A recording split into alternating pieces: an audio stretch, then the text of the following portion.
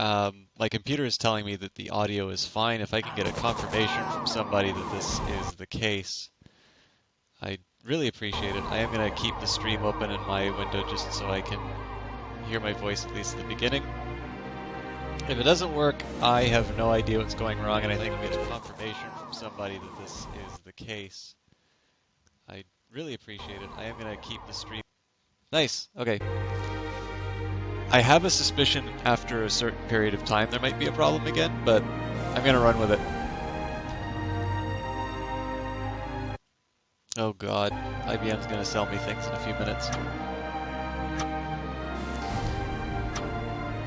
Alright, Canada, we're the Freedom Party. Let's go against the Jehovah Party.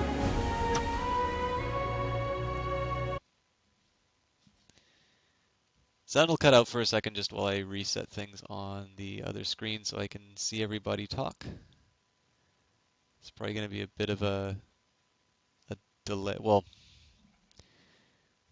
the audio quality will probably fall just because of drop frames, but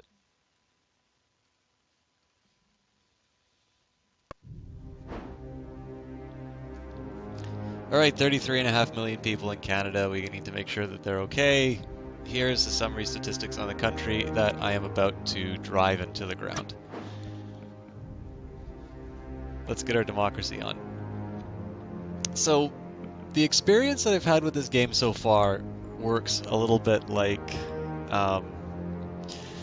basically what I notice is the game will reward you for taking small measures. Anytime you do something extreme tends to be when you get assassinated.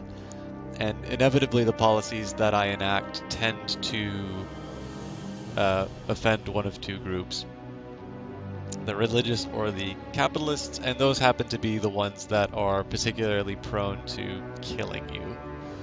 So, by the way, I'm still not quite sure on the mic quality thing, so if somebody can let me know if it goes pear-shaped, and then I don't know what I'll do, but I'll figure something out.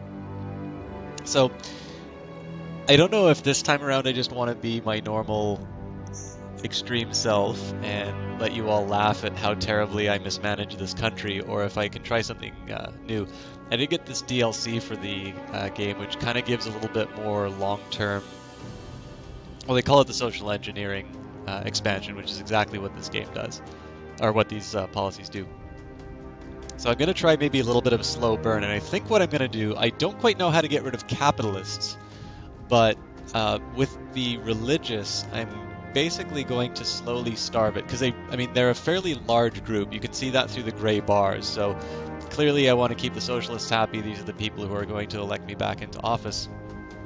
But what I can do is I can slowly starve religious membership, and then I can start implementing the policies that the religious people wouldn't like.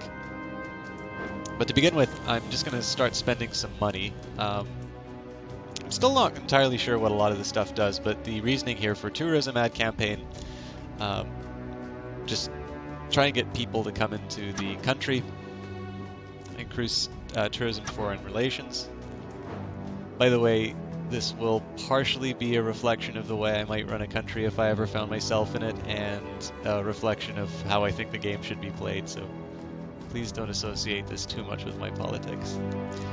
Business startup campaign. Now, I'm interested in this one because I like to think that it will have a long-run effect in terms of the economy. And I'm also worried it'll give membership to the capitalism group. No, it'll get rid of socialists, but it'll make the capitalists happy, so let's do that.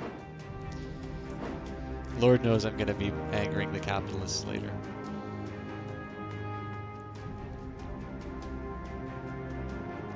I will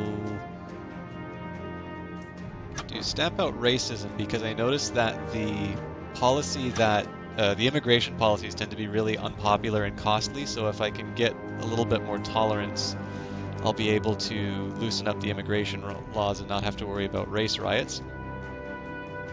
Let me just take a second here. Nice. Okay. And on the same note, we're going to do compulsory foreign language classes. Now, part of this is for to reduce racial tension, but this is actually also to improve international trade and foreign relations. The hope is that with increases in those, I will be able to get an improvement to the economy just through trade. Although I think that also winds up hurting. I think that winds up hurting unemployment. And to begin with, I'll also put in a junk food tax. I'm looking for something that'll raise about $100 million in revenue so I can subsidize health food later. So pretty much any goodwill I got from the capitalists is completely evaporated by implementing that policy. And I'm out of political capital, so we'll go next turn. Alright, so I've got a deficit just because of all these ad campaigns I'm running. I'm not too worried about 25 million. Debt collection agencies have been in the news because of the aggressive methods they are using to extract payment from people who owe large sums of money. These debt collection agencies provide credit to people whom larger, more respectable companies will not lend money. A law is proposed to limit ways in which such agencies can operate. We can limit agency activity. These agencies are preying on the weakest and poorest in our society, often tricking them into borrowing money at exorbitant rates that can never be repaid. This is a little more than extortion, and the government should act at once to severely limit the activities of such unscrupulous companies. Allow agencies to operate. Nobody forces people to borrow money they can't repay, and to restrict rights of debt agencies to recover legitimate debts would be counterproductive. People need to learn to live within their means and not expect the state to bail them out of trouble when they learn to do so. Neither of these are really, well, I guess the first one is talking about the aggressive lending policies. The second is not really talking about the fact that people lend with an expectation to be repaid. The policies I'm going to implement later are probably going to hurt things like poverty and unemployment, so I will limit the agency activity just in hopes of blunting those effects.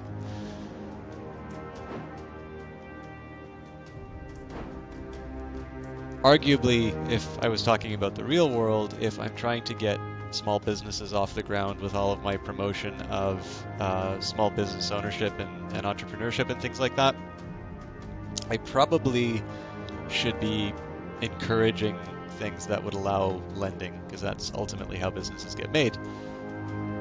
But like I said, this doesn't have a ton to do with reality so much as the designer's worldview. So I'm going to do an alcohol awareness campaign. I basically just want to reduce alcohol consumption. That might hurt my alcohol taxes, but it's a health-related thing, and the more healthy I can make my population, the better, the less cost to the healthcare system, and so as a result, I'll be saving the taxes that way.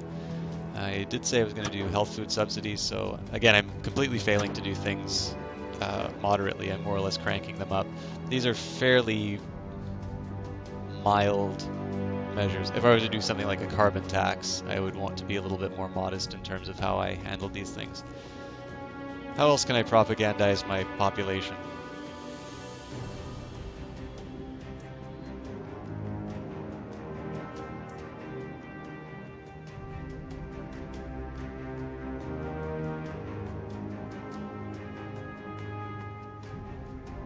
Compulsory school sports?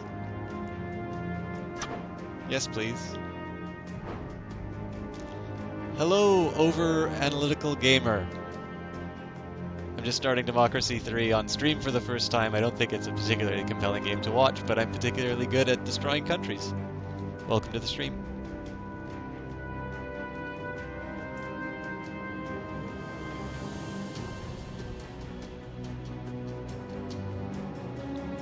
Let's do a healthy eating campaign as well, actually. We can always roll back on that once obesity gets taken care of.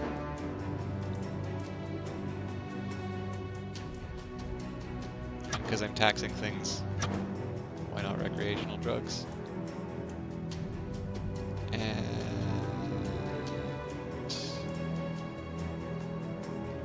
excellent. Okay, I'm glad somebody likes watching it.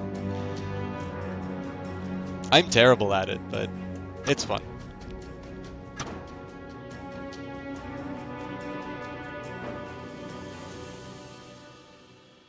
Which people am I going for? You mean in terms of my, in terms of like popularity?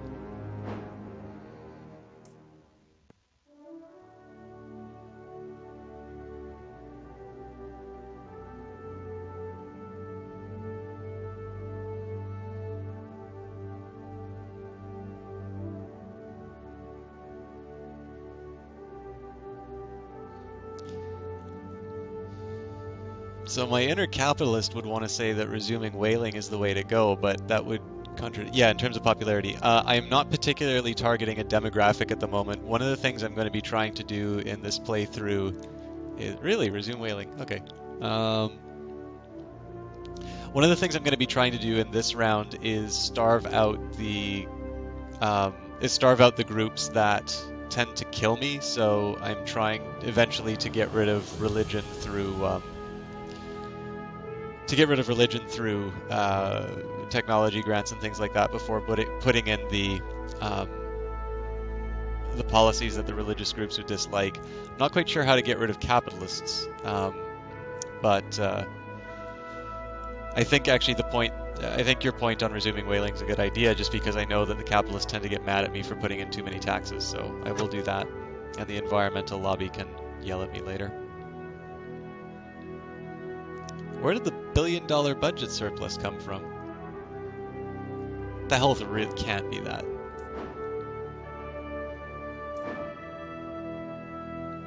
Well, something went well. All right.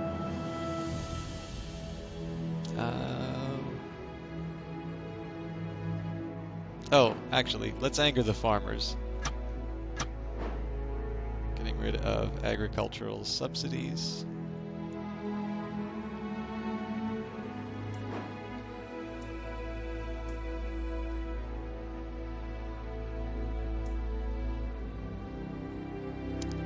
And let's try the Young Entrepreneurs scheme. Yeah, why not? We've got a getting rid of. Oh, okay, so why is getting rid of capitalists a very, very bad move? Other than the fact that the economy falls apart, but... I believe my biggest expenditure at the moment would be healthcare. Yep. Well, healthcare and pensions are basically competing with each other.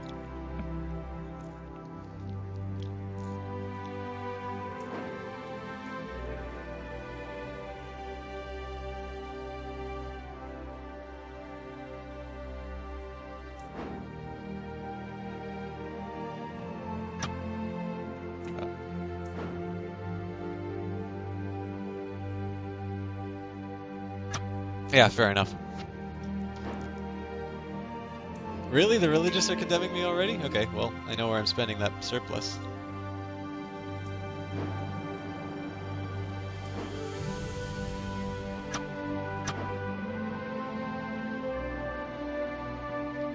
So I'm actually okay with the idea of the technology grants, mostly so I can... cutting down the biggest expenditures by 50%. I'm not sure I really want to cut the state health service, but I'm okay with the idea of technology grants because it does actually two of the things that I want. Technological progress, improvements to productivity, and it keeps the capitalist happy. But I'm not entirely sure why they think technology grants would...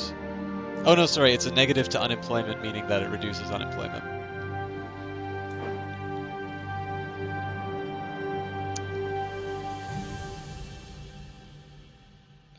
Let me just take a look at what my demographics are. So I've got liberals, socialists large, motorists large. So that's a way I can make motorists happy without poisoning the atmosphere.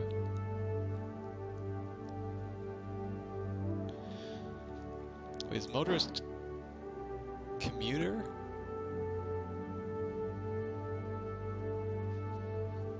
I like roads. I don't like roads.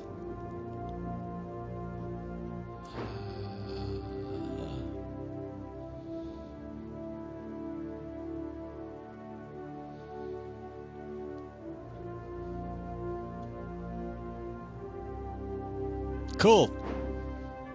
I like the idea of not making motorists happy. We're gonna save some money on roads. No, we're not. I don't have enough political capital. Oh right, I could do still more trade things. There was something about compulsory language. I can't have done both of these already.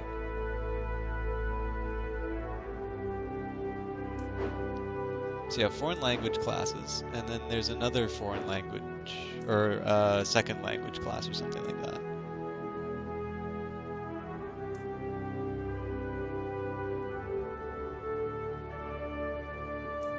Oh, that I also don't have enough political capital for that. Okay, I think I'm just going to take the next turn then.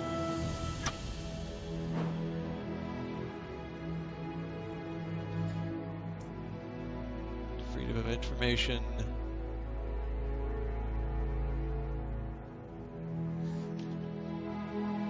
We're in a democracy. We like our freedom. Okay, so get some money.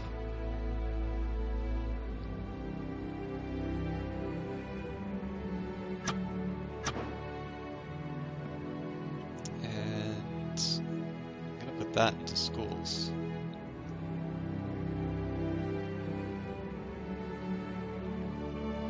Although I think the job gains that come from the I think the job gains that'll come from schools will be too slow for the other stuff that I'm going to be doing. Where do schools go? Oh, there we go. That's 4 bill. That eats up the whole surplus, but I'll take it. And there's got to be something else I can cut.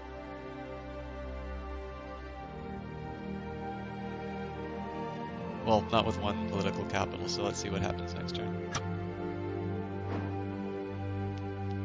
Okay, well, obesity's down, so I can cut back on some of that spending. Livestock imports. We are rejecting the ban. Again, hopefully trade goes through things here. I have a suspicion, though, that unemployment's getting pretty bad. Well, this is homelessness, but...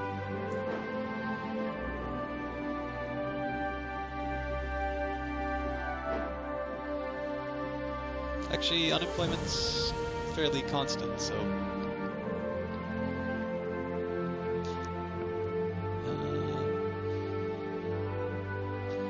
Alright, well, let's go back a bit on some of this. Actually, no, okay, so I like the idea of health. What about these campaigns for healthy eating? All that's about health. Okay.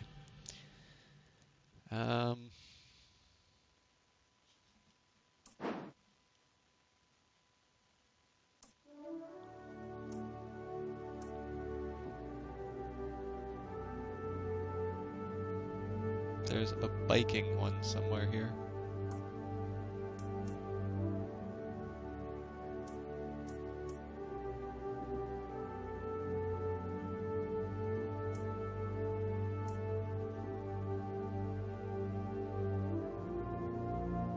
Oh, transport, of course.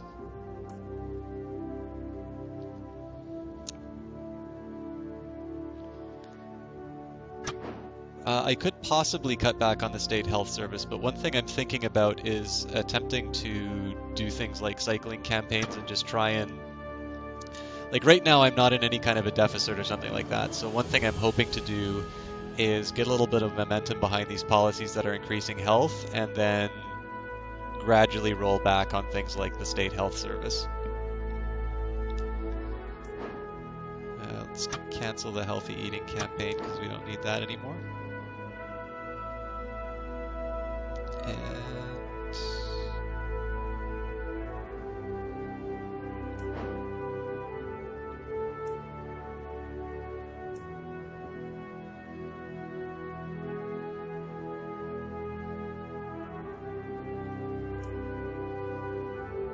actually, you know what? Let's risk it. It's a fairly... Oh, okay, I don't have the political capital. Yeah, so that's gonna hurt. That's gonna anger socialists, which are my biggest group, but can't do it this term anyway, so.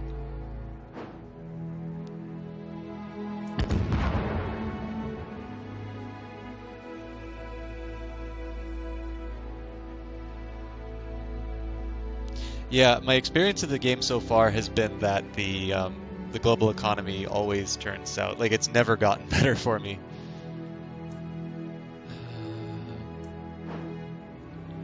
All right, well, now we have enough to cut back on the health service, so let's do the drastic thing that you called for, actually. I've never tried cutting back on health, so it's at 12. Let's just make it down to 6. It's probably over half, but... what small stuff can we put in? Should actually think about cutting taxes with this, but before I do that, let's do... I don't like any of these.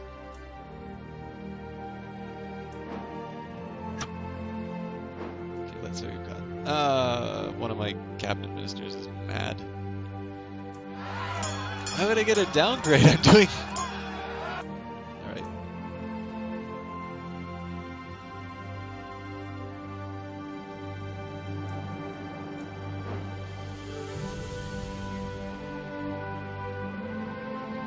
So, unemployment. Oh, hang on. $2 billion deficit. Oh, it's because the cuts haven't come. Okay, well... I'm gonna get as much productivity as I can in. We've already done universities, science. I pretty much abandoned my whole idea of doing small measures.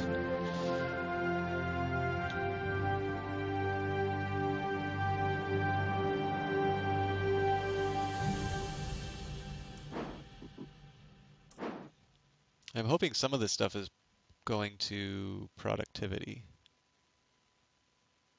Okay, that's on the rise.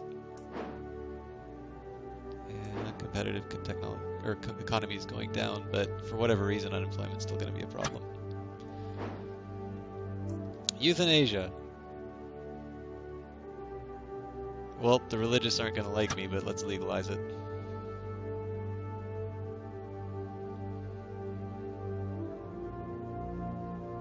I'm genuinely perplexed by this $6 billion deficit. Well, I guess my spending is... I guess the policies are shorter than the other one, but... Let's take a look at what the healthcare... Yeah, that would explain it. So that'll at least sort itself out over several turns, but it's going to be kind of painful in between. More earnings going up. It's very interesting that high earnings aren't going.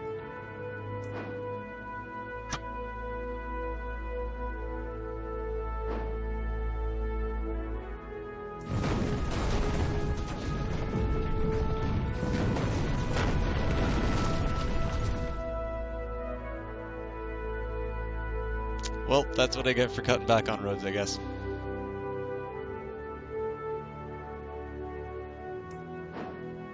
As far as cutting spending is concerned, the spending has already been cut. It's just a matter of how many turns that's going to be going by. I did follow your advice as far as cutting back the healthcare is concerned, and the savings from that are more than outweigh the spending that was done on universities. That's basically going towards GDP, which ultimately translates to tax revenue.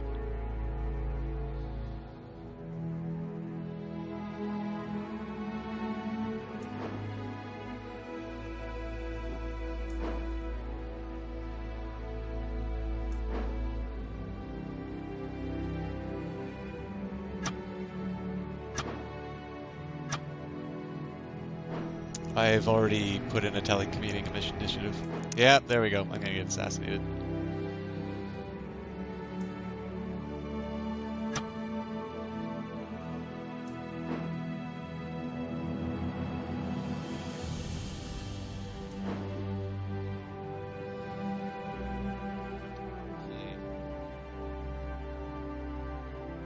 So apparently we've hit the limits as what that advertising campaign's gonna do.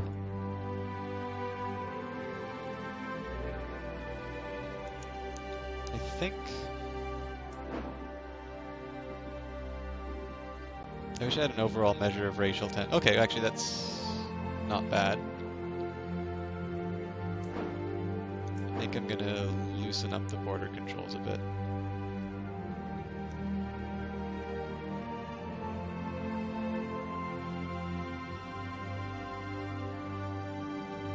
Actually, let's just get rid of them all.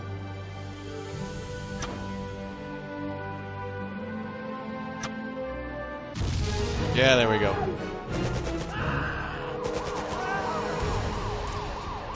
So I'm a little too zealous in angering the religious, I think. Okay, I like Democracy 3. I'm not entirely sure it's for me for streaming, at least today. I think there's a lot of enjoyment that comes out of the game from interacting with chat and making recommendations. The problem is that I'm at the stage of the game right now where I enjoy figuring out how it works, and I'm not entirely sure I'm going to deliver what people are expecting watching it, and I don't think I'm going to enjoy the game if I'm just following advice from chat. So I'm sorry to make this a one game only. Basically, I think what I'm doing right now isn't going to work for the stream. So sorry to make it a one game only Democracy 3 stream, but I think at this point I'm going to call it for Democracy 3 and go back to something a little bit more tried and tested. Meantime, I'm just going to put on some music while I load up another game.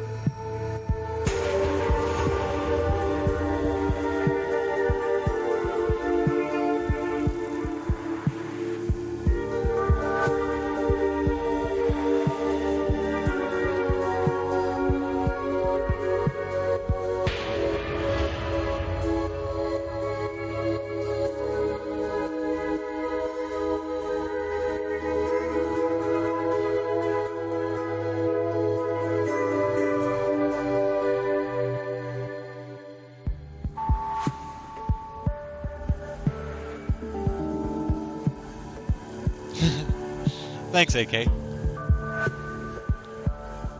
And welcome, by the way. I didn't notice that you stopped by. Alright, I hope you guys like Risk of Rain. I think this is a fantastic game.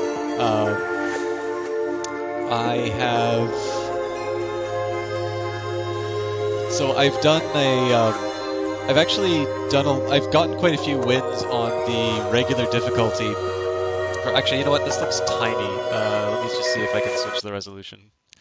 So I've gotten quite a few wins on the normal mode on my PC, but this is the Mac version. This is the computer that I stream on. So basically, I need to re-earn everything. I think I got accurate the last time I played, so I'm just going to do normal mode. It's not going to be any kind of hardcore play. If you haven't seen Risk of Rain, though, this is a very fun side-scroller. I'm not quite sure what kind of commentary I can give on it, but I'm going to pick the Commando. Commando's a lot of people say the Commando's actually not a very good starting hero. I disagree. The third ability for dodging is a pretty strong one, and it also teaches you a little bit about how the game works. So I think what I'm going to try and do for this one is get a win on the Providence fight. I'm a little out of practice on this. And then I can maybe talk a bit about his abilities and just what each of the levels are like. So let's jump in. This also has a wonderful soundtrack by Chris Christopher. Wow, what is that noise? Sorry, let me just see if I can fix that.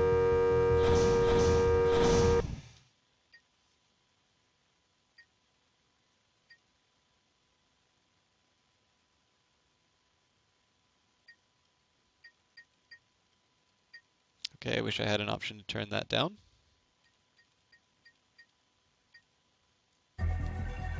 Okay, there we go. Sorry about that glitch. So the Z attack is basically just a couple of ordinary shots. I'll just call it the first, second, and third. Second is a shot that goes through all of the other enemies. It's a fairly strong shot on its own, so you can use it on a single one. And then the third ability is basically just a rapid fire. It's a machine gun, basically, and it has this nice property of knocking enemies back. The fourth skill, I guess, is that one. The third skill is basically dodging so that I don't take damage when I run into enemies. It's not necessarily damage on contact, although jellyfish do it that way. This game is definitely under the roguelike genre. I know basically everything sort of claims to be a roguelike nowadays. This one sort of has a claim for it in the sense that you will be accumulating items over the course of the game in order to sort of build yourself up for one big final fight. The other sort of claim to roguelike that it has is the permanent death. You get one shot at this game, and if you fail at it, as I frequently do, you have to start over. So as you can see with those, I think they're called Lemurians or something, but basically with those guys, as long as I don't get hit by their sort of snapping jaw attack, I'm okay.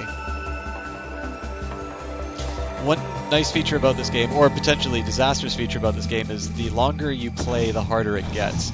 So this time that I'm spending attacking creatures is mostly because I have at least one chest, which is worth 50. And I kind of like to buy some of these items. This is going to be one of the easiest levels that I can fight on, so if I can get some good items now, it's just going to make life that much simpler for me when I get to the more difficult levels. What I should be doing, though, is trying to find the exit, so at least I have the option of triggering it whenever I want. I'll talk about what happens when you get to the exit when I reach it.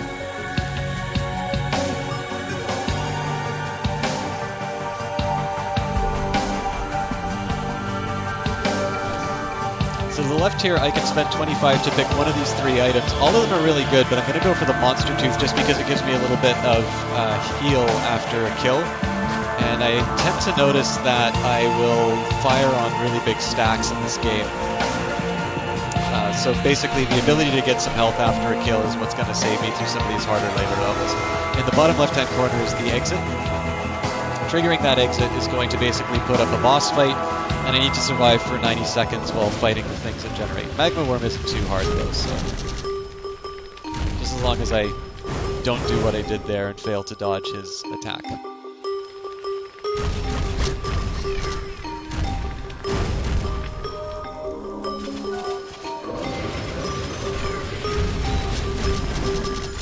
Magma Worm's also a fairly good boss to learn things like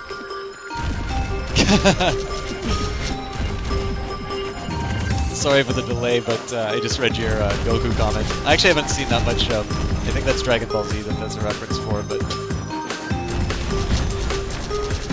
I certainly like the Risk of Rain soundtrack nonetheless. Yeah, in any case, the big thing about the Magma Worm fight is it's a lot about positioning, and so it's a nice way to learn the dodge mechanic, which tends to be how you win games with the Commando. I'm lucky that I've got a lot of healing items, so even if I don't dodge those attacks, I generally can get out of any trouble that I find myself in. You'll also tend to notice that in the case of the Magma Worm, the lower health it has, the faster it attacks. So that's an example of where I'll attack a stack and it's really helpful to get kills for health.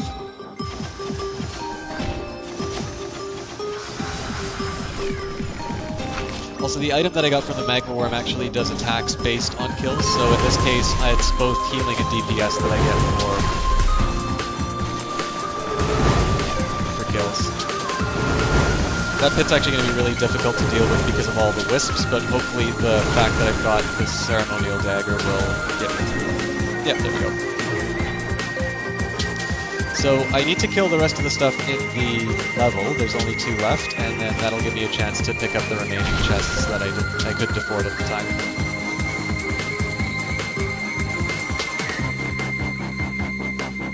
4 minutes isn't the best time that I've gotten past the first level on, but it's enough for what I want to do.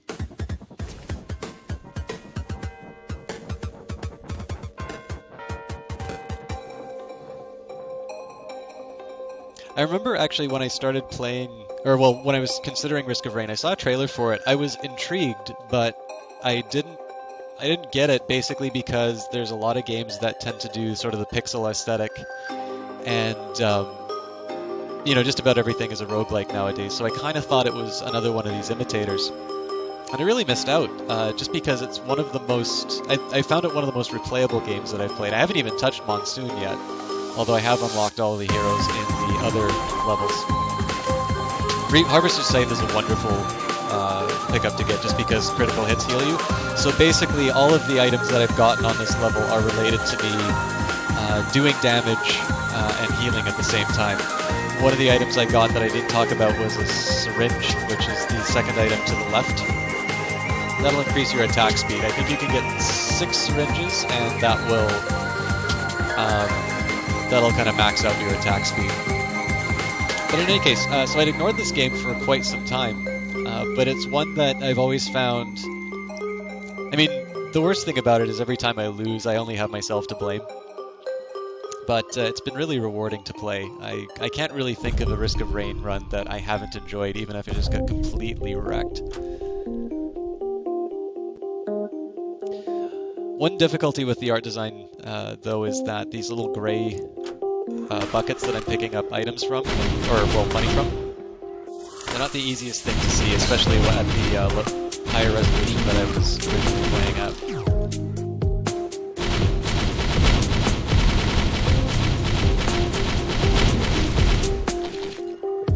I will say for this game, it's not always advisable to hang around just killing monsters like I am, but the idea here has mostly been to try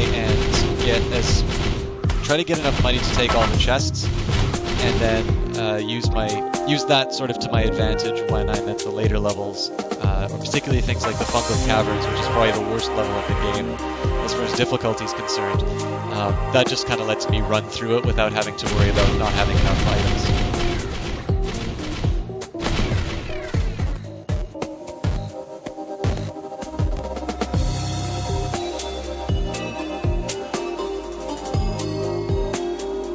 It's a real it's a shame that the market's become so saturated just because I thought Risk of Rain was such a gem. I hope your experience was the same. I certainly really enjoy this title, but I know I really resisted getting it for the longest time.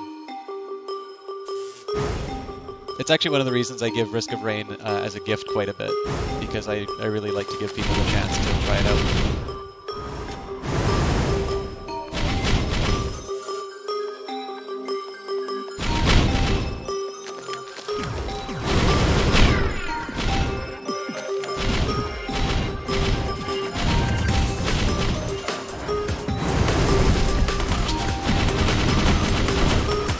nothing more humiliating than using your fourth ability and directly into a wall.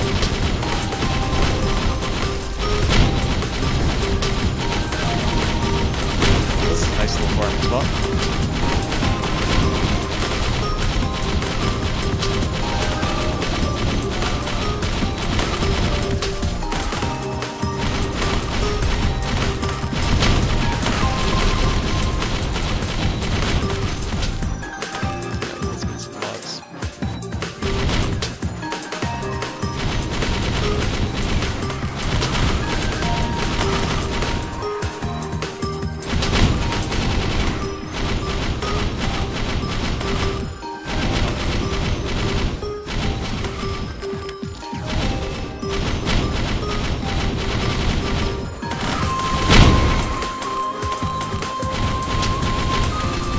I really hate running into groups like that, but it's a nice way to get loot.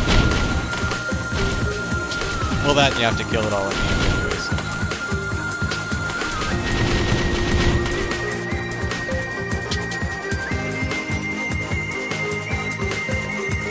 So I'm not crazy about fighting the Ancient Wisp on a platform like this, but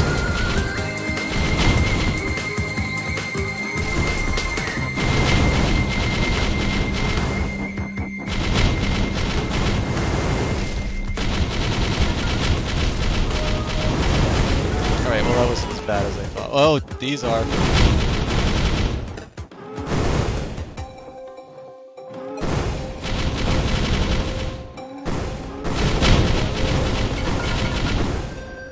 Jesus Christ.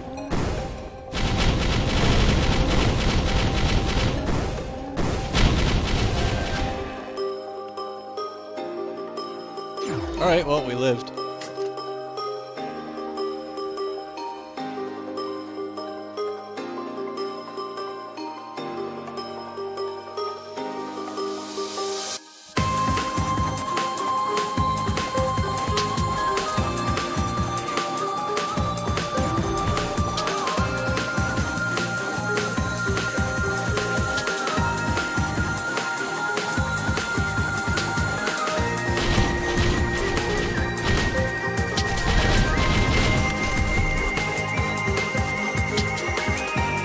I can't remember, I think I might have left a chest to the left, but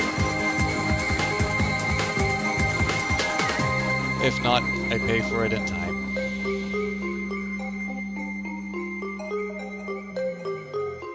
Yeah, it's a shrine, close enough.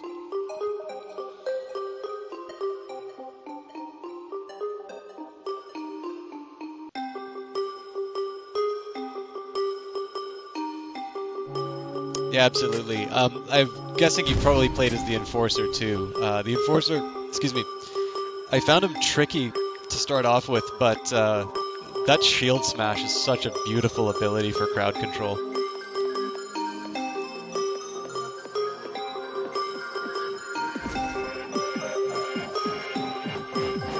I know a lot of people really like the Huntress too. Huntress is my favorite actually. I would argue that the Commando is probably my favorite still. It might just be because it's the first hero I ever played, but... Well, I think it's the first hero anybody can play, but... I don't know, I just like, I really like his dodge. I don't do it well, but... It's never stopped me from liking something before.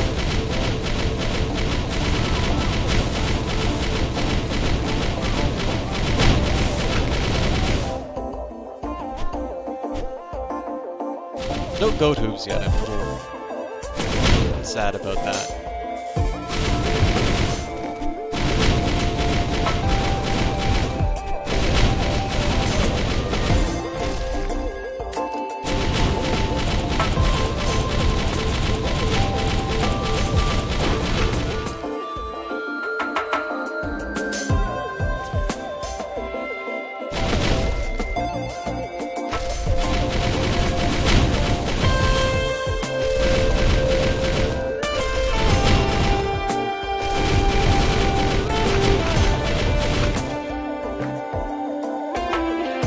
This is a terrible use of my time. I'm gonna get that other chest.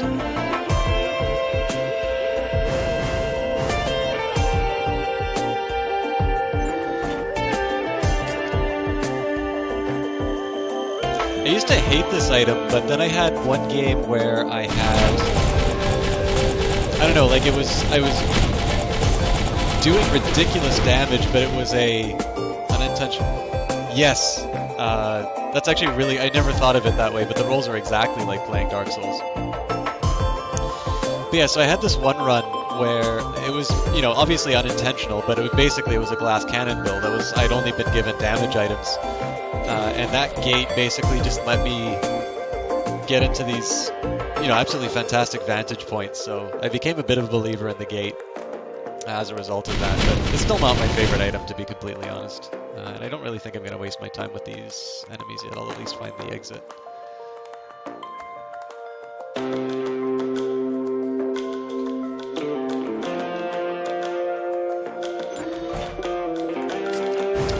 We have achieved Quarter Goat.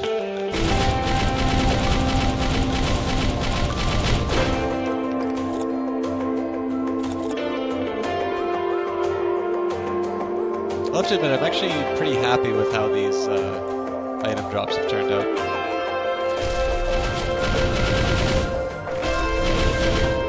don't know why I'm wasting time on that. I'll get to the exit.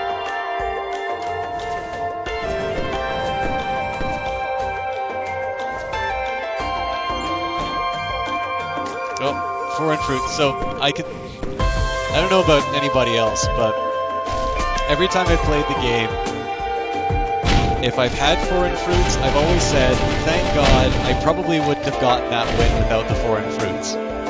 Every time I've played and I've given up the foreign fruits, I've said, oh Jesus Christ, why did I give up the foreign fruits? I would have won if I had it. So, let's see if I learn from my mistakes.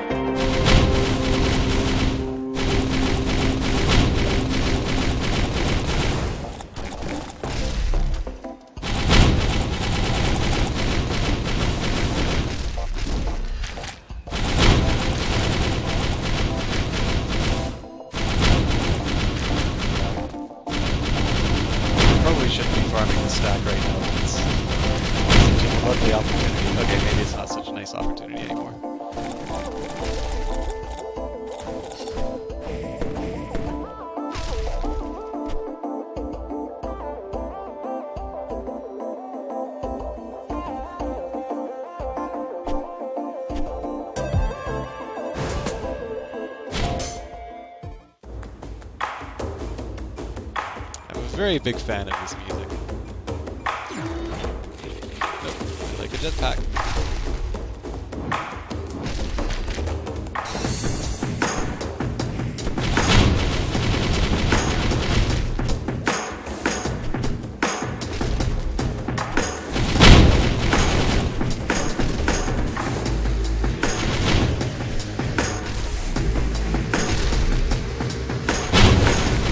If I want to make life really interesting, I'd unleash Acrid right now, but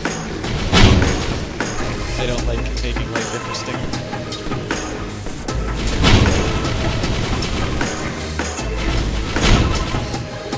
At least not until I got all my old characters.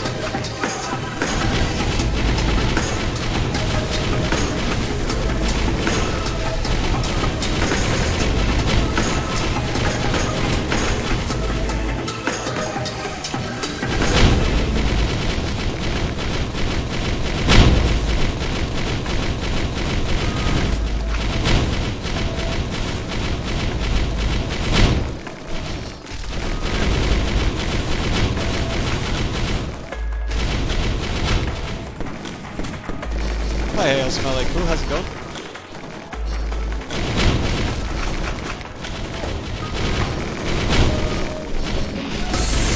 I'm sure as you've either seen from the game itself or from the title, we're doing Crystal Rain tonight at a not so good start with Democracy 3.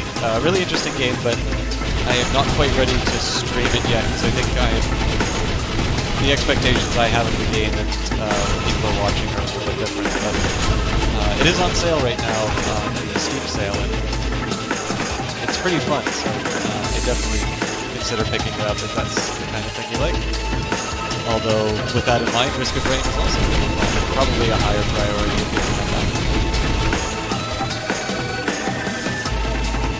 I'm doing well. Last day of classes, and then I'm going to engage in the terror that is known as Final Tabs.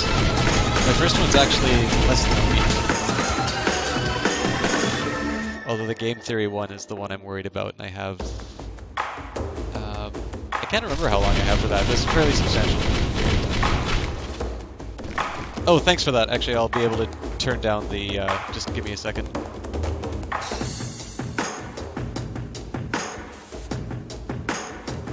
Just let me know if that's too low or too high.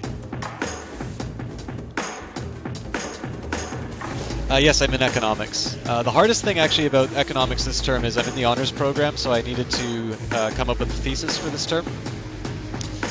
The thesis that I came up with originally turned out to be done already by somebody.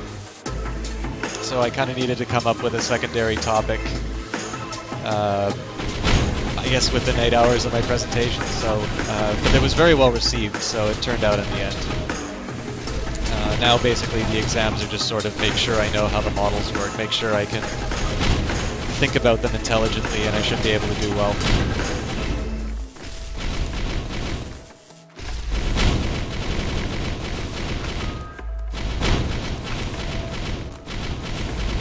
Who knows, if I do Endless Space, maybe I'll just babble on about econ topics. Probably not the most exciting for stream, though.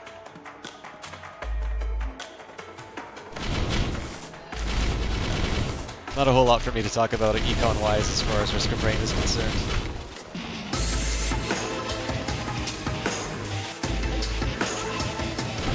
Thank you, Ismail.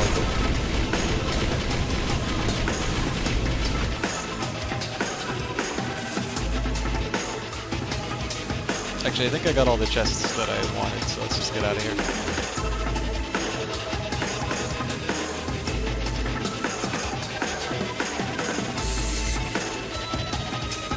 Oh yeah, you know what? I forgot to mention that.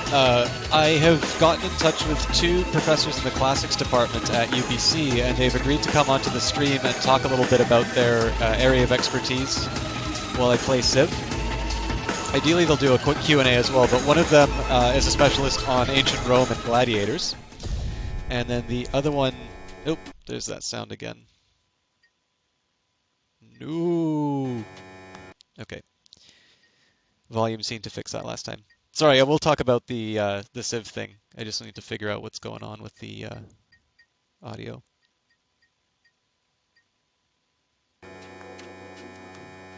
Well, that's irritating.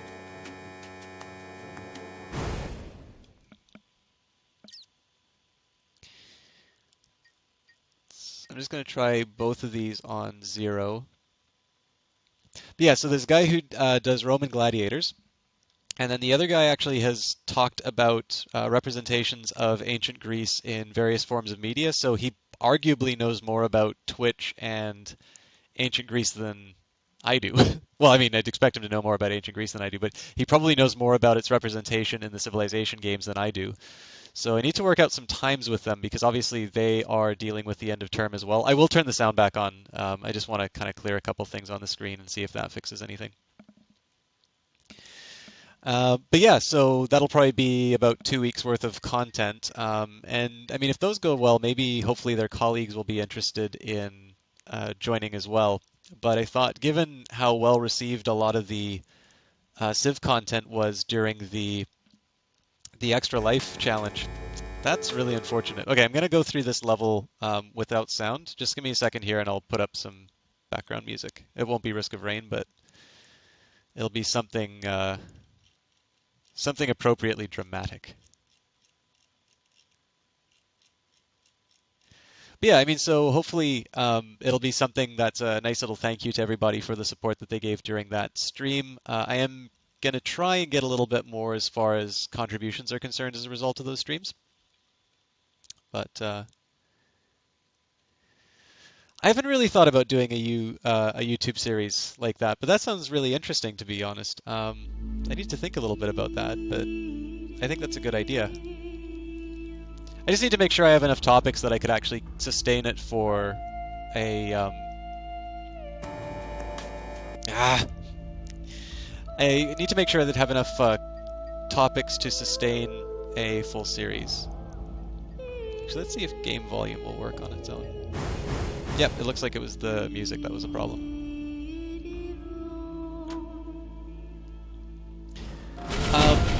So yeah, it's an intriguing idea. I just need to put some thought into how I'd sustain a series like that.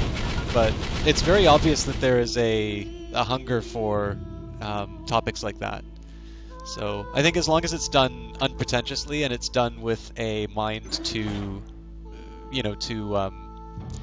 just showing people how interesting these topics are on their own, I think it could be really good.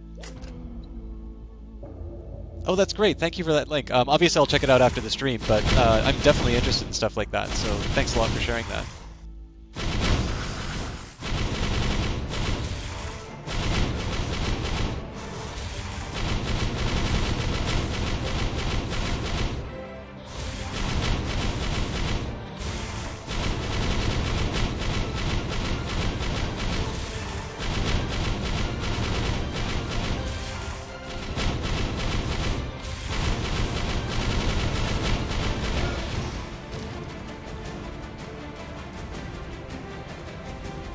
Actually, Civilization Beyond Earth actually just came out for Mac as well, so I'll be able to stream that as well. Contrary to the sort of the consensus that seems to have built around that game, I actually think it's fairly good. I can understand why people were disappointed by it, and I think I can somewhat agree with some of the criticisms of it. But it is, I think they got it right where it needed to be, and I think the issues that people brought up are ones that ultimately have solutions. So I definitely have put some time into it, and I plan to put some more into it. A game theory, yeah. Sadly, my gaming hobby has not helped me at all with my helped me at all with my homework.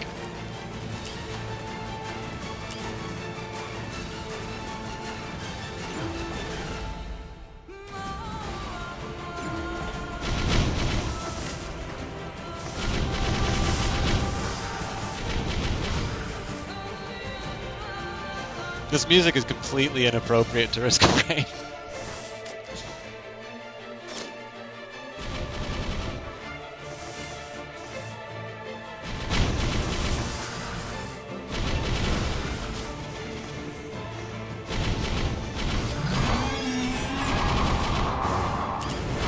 I wish I had an infuser. That would have been fantastic for farming up some health off the Toxic Beast.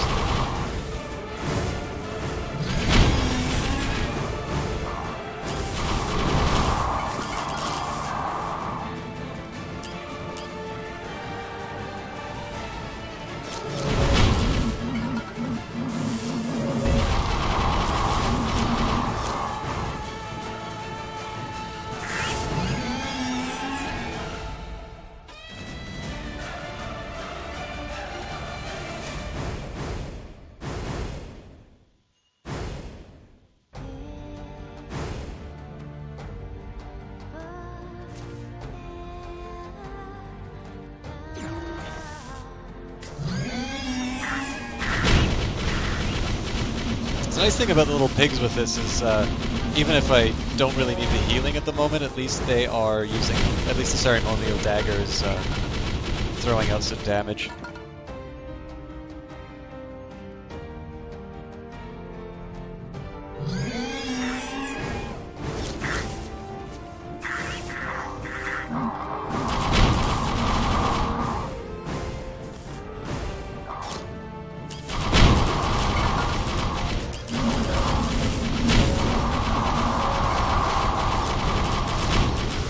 Health? What health? Oh, that's nice.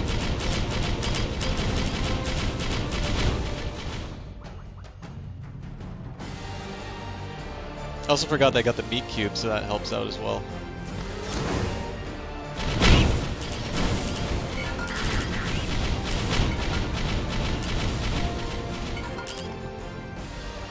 think my only worry is that these items aren't really going to be that helpful in the Providence fight when it comes down to it. There's only so many creatures that actually spawn during that fight, so the Ceremonial Dagger is going to be useless. Which seems to be doing a lot of the damage. But I've got my foreign fruits, so that's what, I suppose that's a consolation.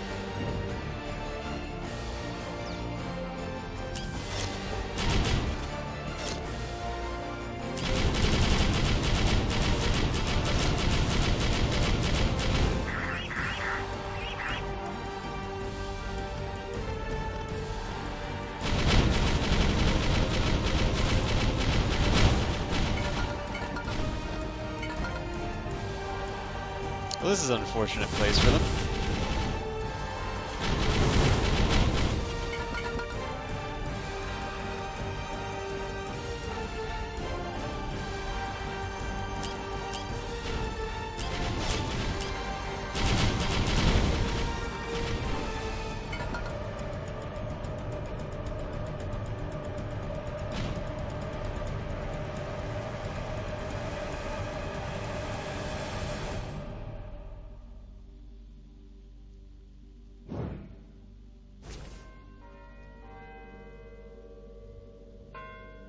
Thought I cleared that upper area.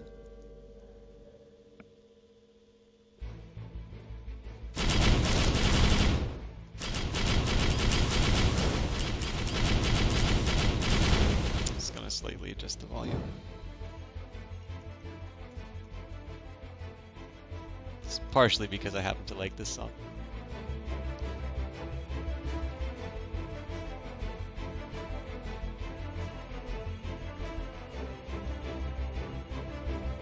Oh, you know what? I forgot a shrine on the right-hand side. That was dumb of me.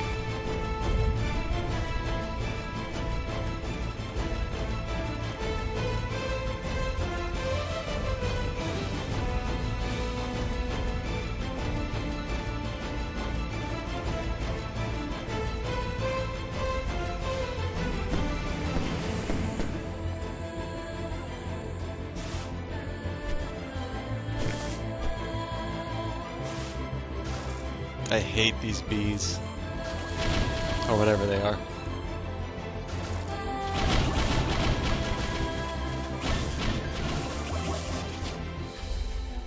It's like everything I love in this game is countered by the bees. They're hard to hit.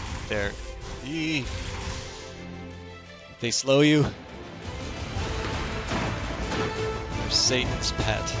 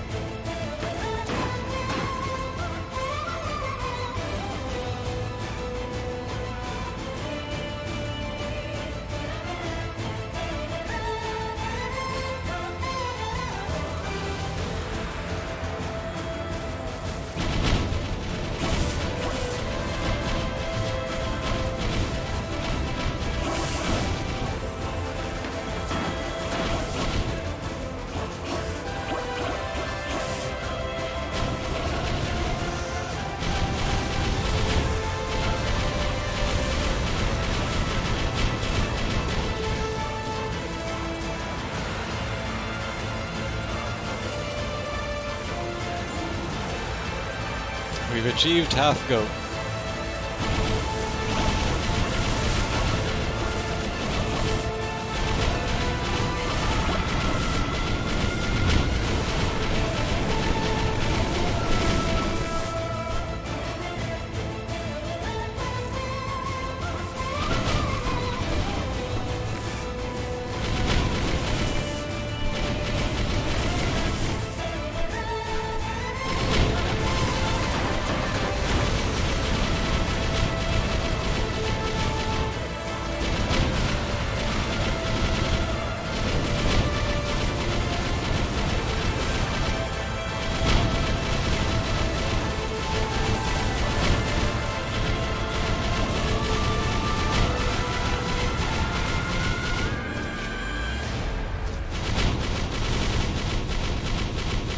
What if I said that song didn't have any vocals and I was just singing along?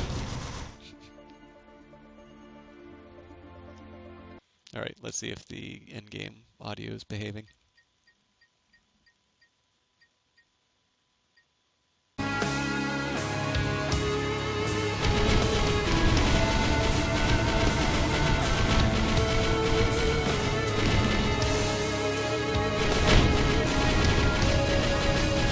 You believe it?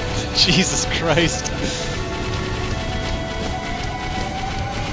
Just as well the in-game audio turned on again.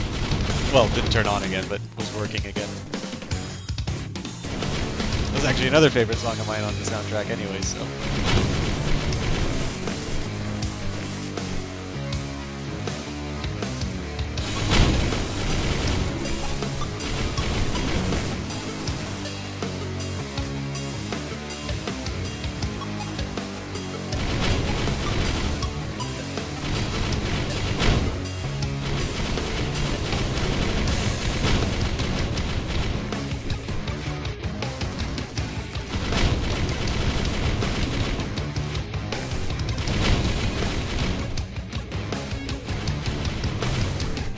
I really wish I was pointing the right direction for that.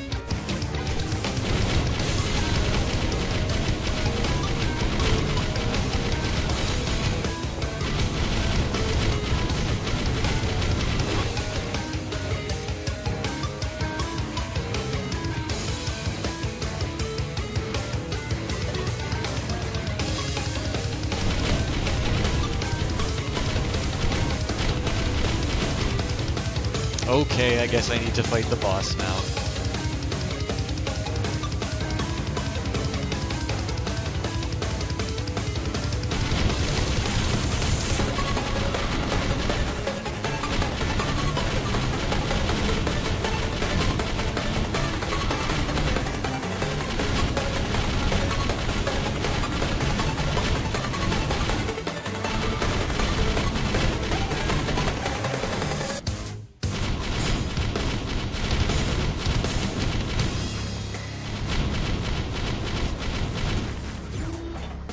I really didn't need another one of these.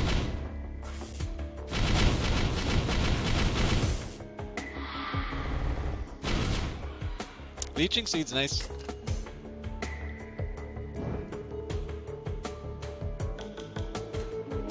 Okay, I'm probably gonna wind up wasting a lot of time trying to get that item, but I really want it.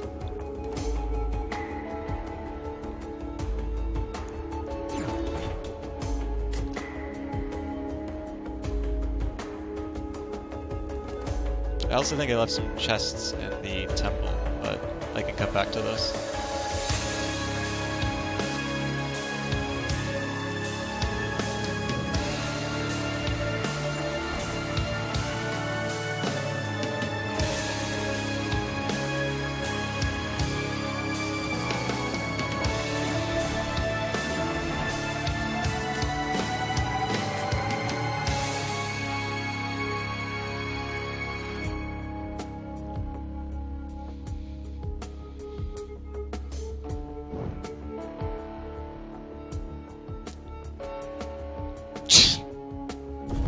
Alright then.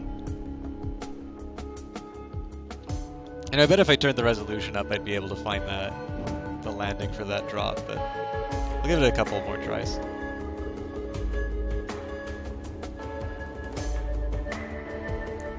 So if I just go off the edge, I fall to my death.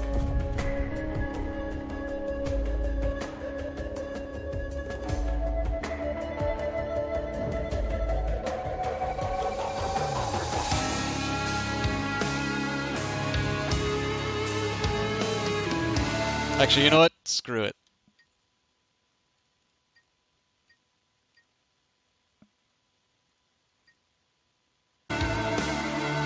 Alright, that's maybe a little extreme.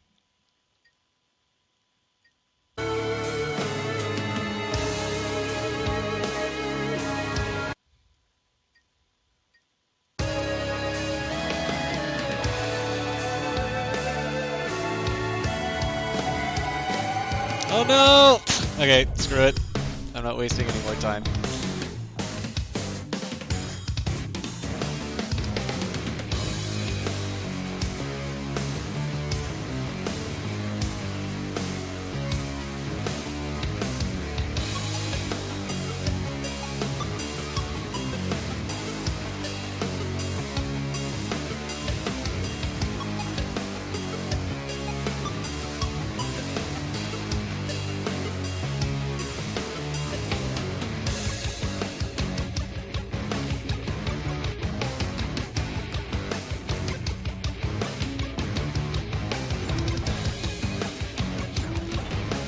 duplicates.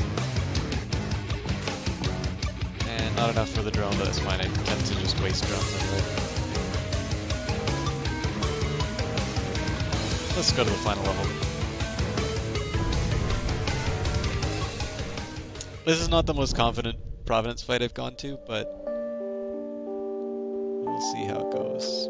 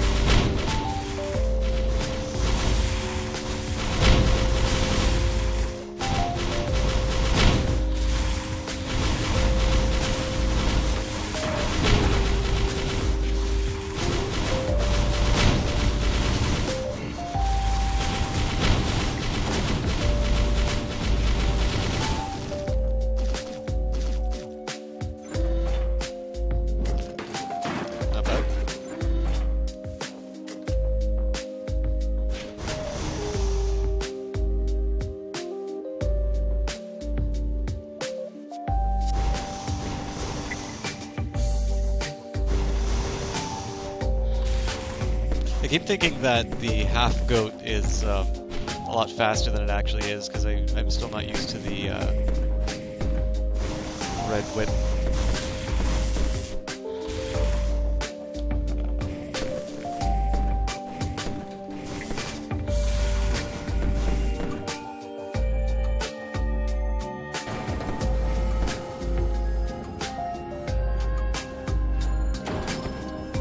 You know what? I forgot. Oh, there's Handy.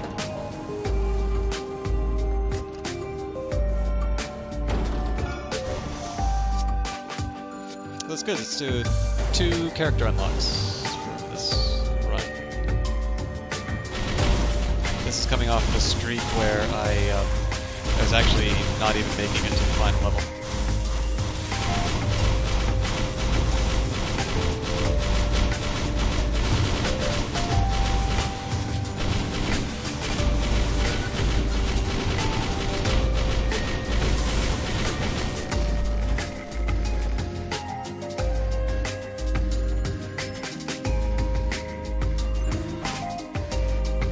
Three-quarter go.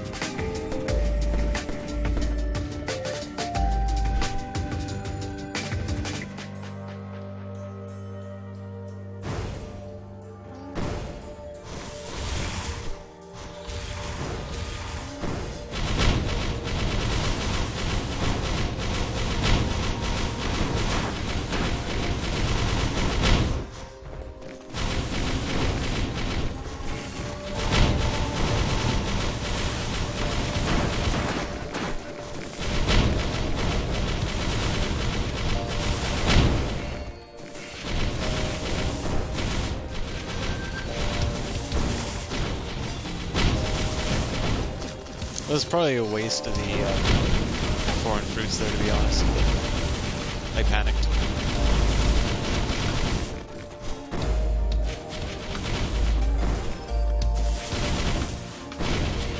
Oh my god.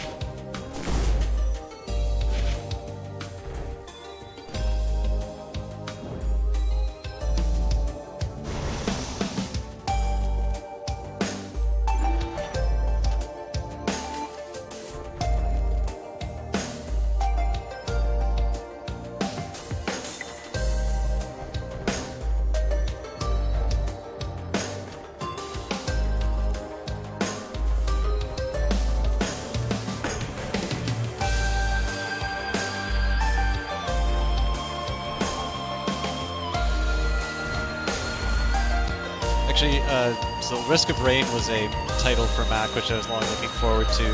One of the ways I found out that the Mac release was sort of imminent was it shows up in the Steam library in the Mac section, but it's not playable. I noticed something recent happened to Outlast, where it's showing up as a Mac game. Now, if I try to download it, it basically just, like, it's a 0 megabyte file that doesn't load anything.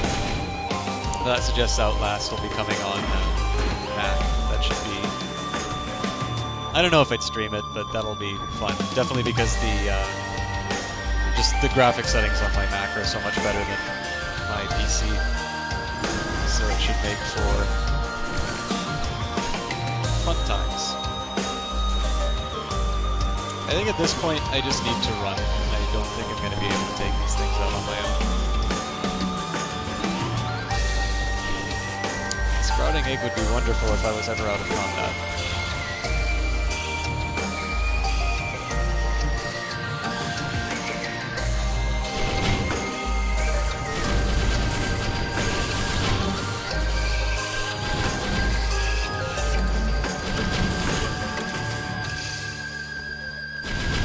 I liked it. I will say, so on the whole point of horror games, I will say that Amnesia genuinely unsettled me while I was playing it. I think Outlast has definitely a better visual quality. Now, keep in mind it's a more updated engine, and clearly they have more resources to work with, and certainly they can benefit from seeing what Amnesia did so well to make their own game. But one thing I would say is it seems to rely quite a bit on jump scares and the sort of things that, if you saw in a movie, you'd think are kind of gimmicky. Now, that doesn't mean that it's not compelling stuff. It's just, if you're looking for the Amnesia experience, I would say that it's not the same, although it is very much a worthy title in its own right. Actually, on the topic, so this isn't quite to the level of, getting classics professors to talk about the civilizations in Civilization. But another project I was hoping to try and do was to get a couple of my non-gamer friends to try out the Stanley Parable without any guidance. And see how that goes. I have no idea whether or not I could actually achieve that, but I think it would be a fun little experiment. And that I'd obviously set up a webcam for to measure their reactions. I think they have access to one.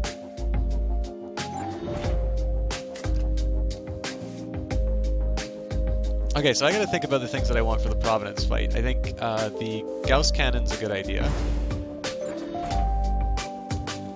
And then the Infirmary is definitely the next destination. I don't think I want to buy any of this stuff yet. That seems pretty expensive. Yeah, I only have one more key card, so I think it's spawn. Let's at least open the door.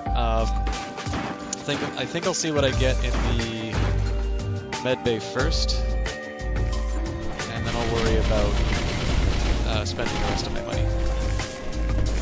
Oh, that's normally such a good item, but not so good for the Providence fight. I wish I could afford that. Hey, ukulele. Thank you.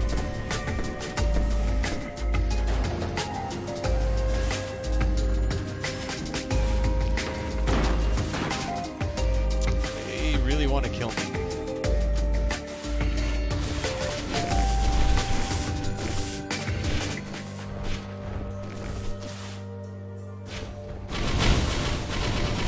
Okay, so let's see what I can do with this. This is kind of like my last round, so I can almost die apparently. Yeah, you know what? I think I'm not even gonna wait to recharge the foreign fruits. I think I just need to start the Providence fight. Oh no, I didn't know there was a second.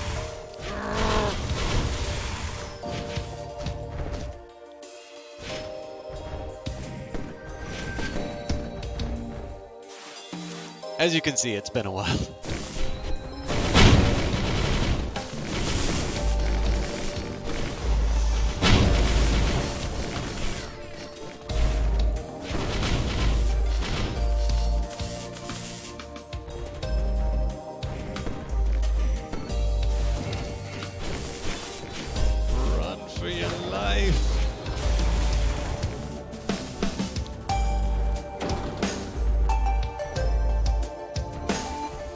Okay, I'm not 100% confident on this, but let's see what happens.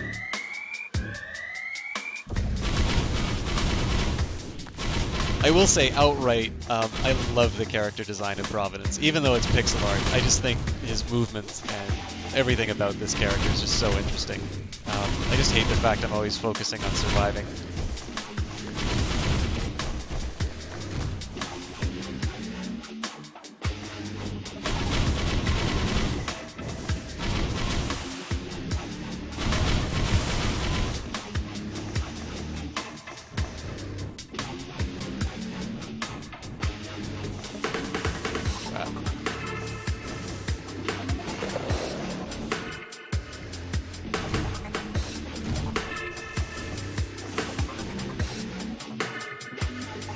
Well, this is not a promising start.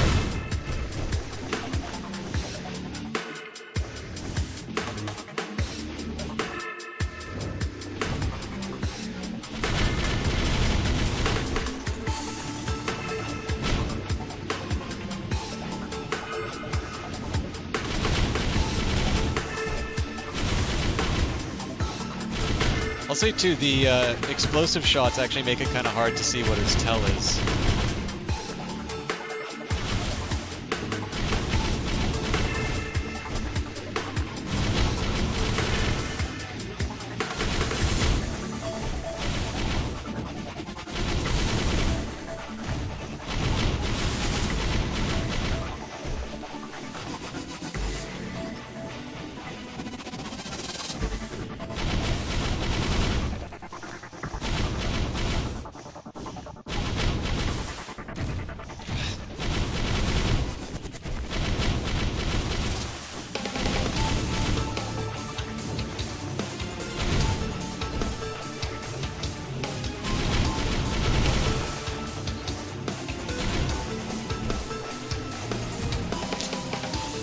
Still not quite sure what to do about the shield in the first phase.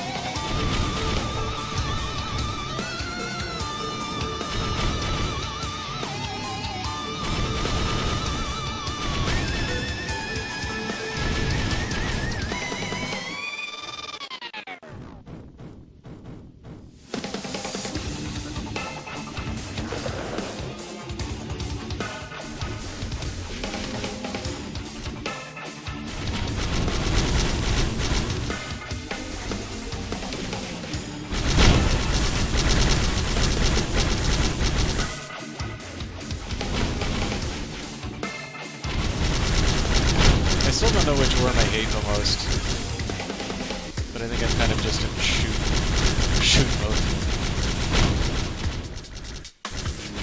I can remember an Enforcer round that I played where the build was completely broken. These things were done in seconds. This is not that round. Okay, so tanking their attacks is not a viable strategy. Oh, come on. Don't die on me.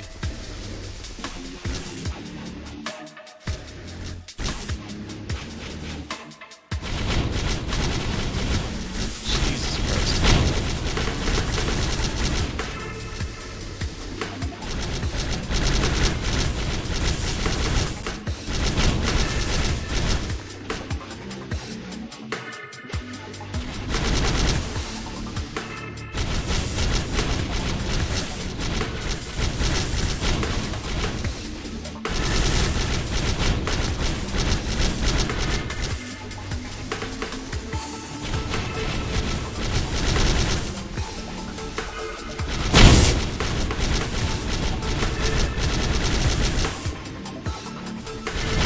I'm honestly taking quite a few more risks than I need to in this fight. I mean, I can just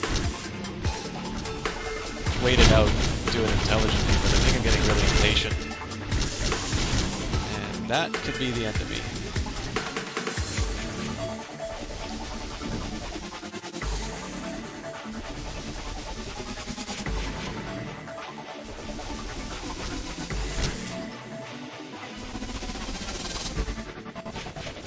really don't want to waste the Gauss cannon.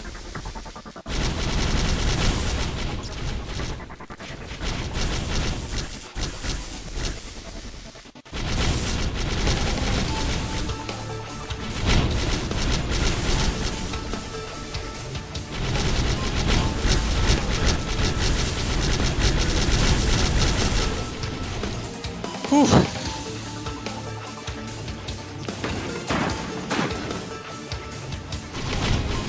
Okay, these things gotta go first.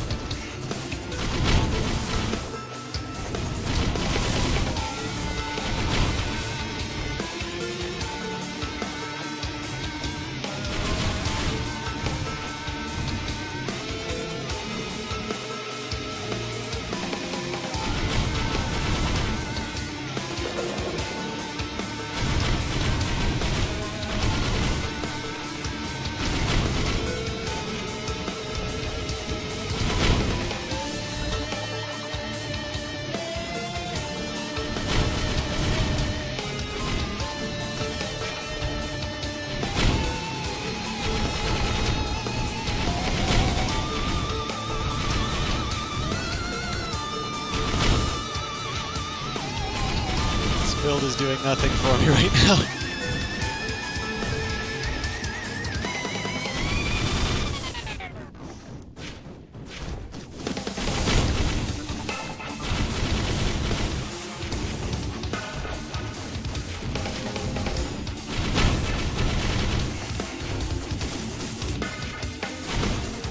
Oh no, I just... I'm not helping myself out by bringing the Shadow Province out.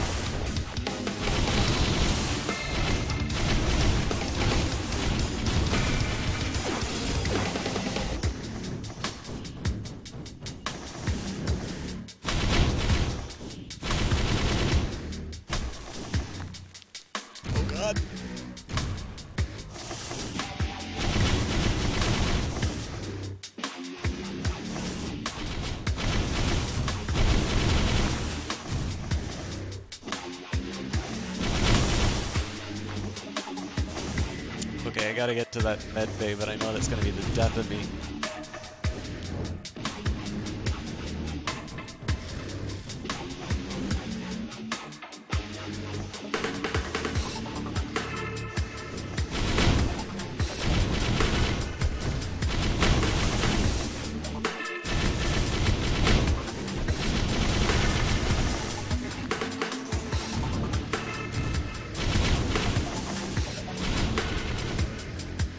I know you can kill the Shadow Providence, but I can't remember at what level. Alright, see you, Smell Like Poo. Hopefully you've got a victory to celebrate when you come back.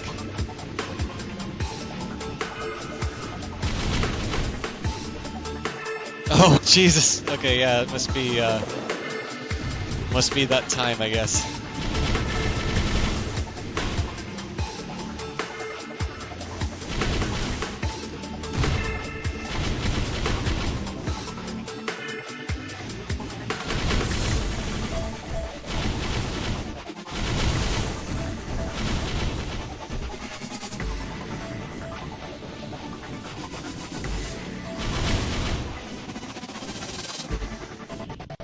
I can't believe I got the Shadow back.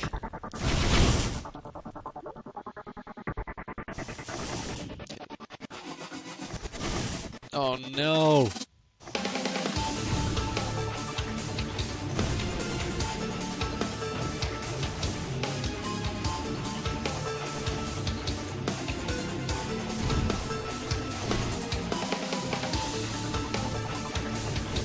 Foreign fruit save the day again.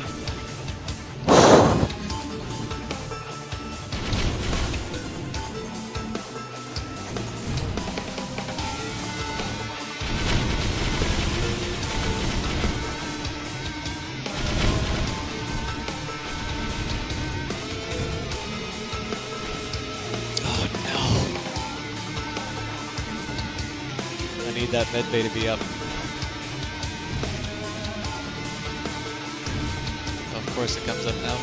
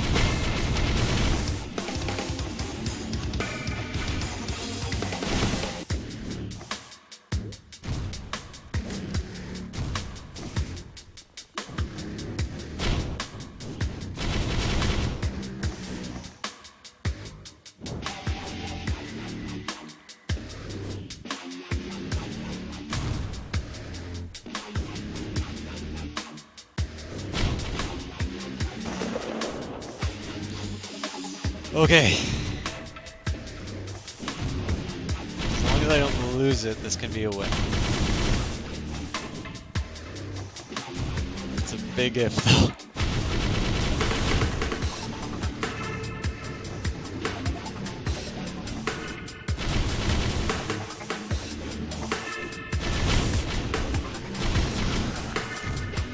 Jesus Christ. Okay, Shadow's down.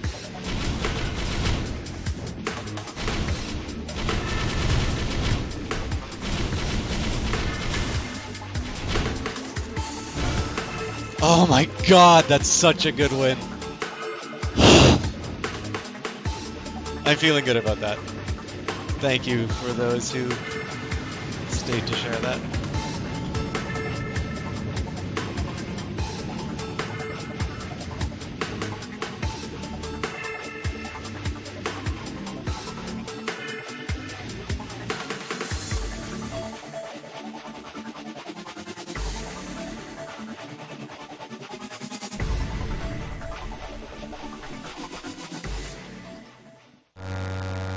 Oh, we've got the music again.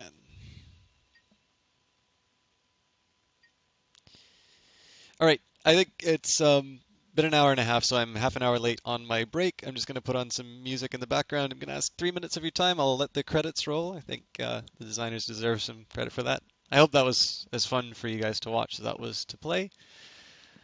And we'll figure out what we're doing after that. So I'm going to get up, stretch. I encourage you guys to do the same, and see you in a couple minutes.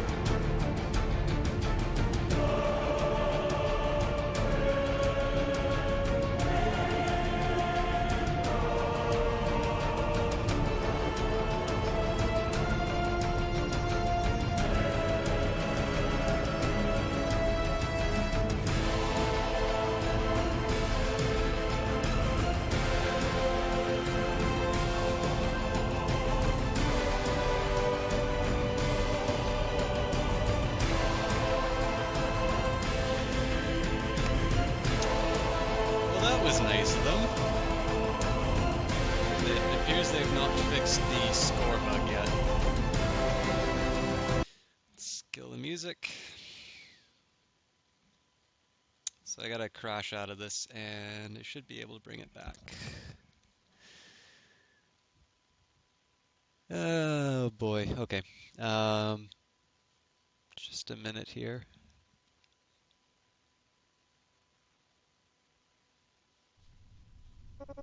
And I'm not on break anymore. Sorry, I don't know how long that was on the crash screen. Should be fixed now.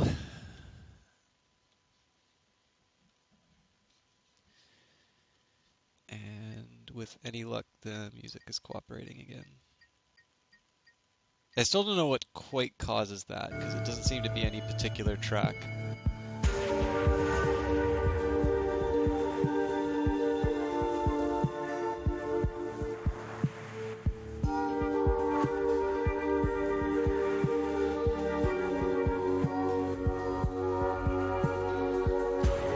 Actually, my brother just came online, so let me see if he wants to come in on a co-op game. If not, I'll probably just do another round of this, but see if we can get some variety in.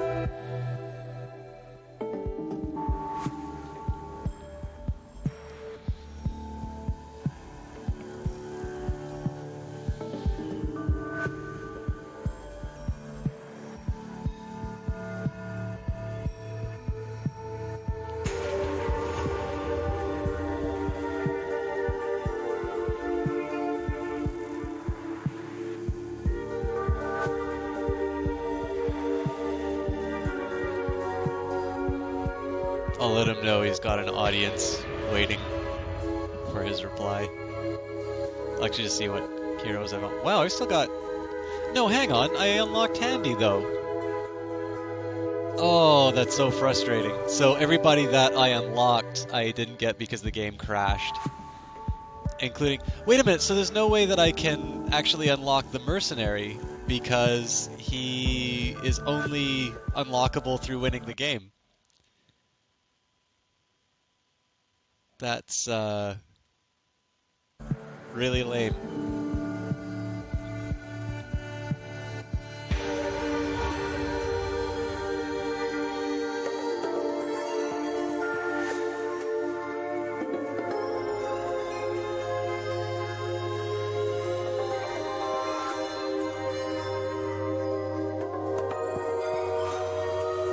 Alright, I completely forgot that my brother is still not able to play this game due to a broken arm, so I'm still counting that as a win, even if the game isn't.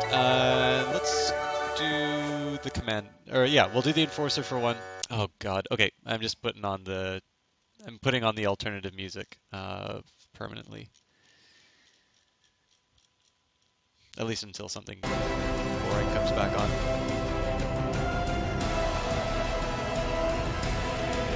Yeah, sadly I have to replace the the original soundtrack due to the fact that it's not working.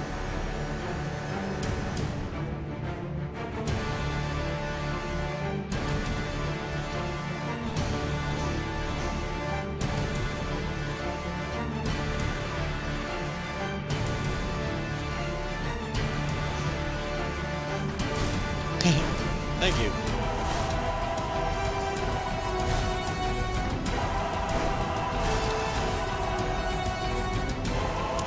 See, I don't know how much you caught I Smell Like Poo, but we did actually achieve a Providence victory, at which point the game crashed in the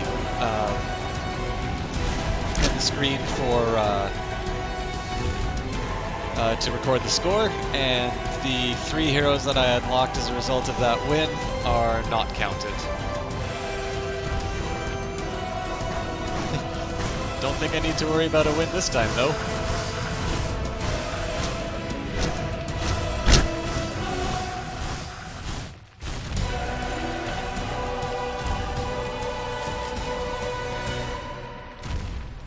Eh, that's fine, it just shows how cruel and merciless this game is.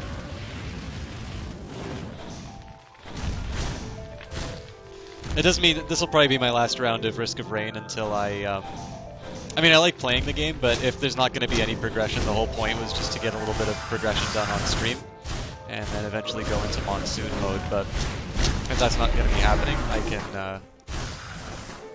I can just play something a little bit, I don't know, a little more consistent in its rewards.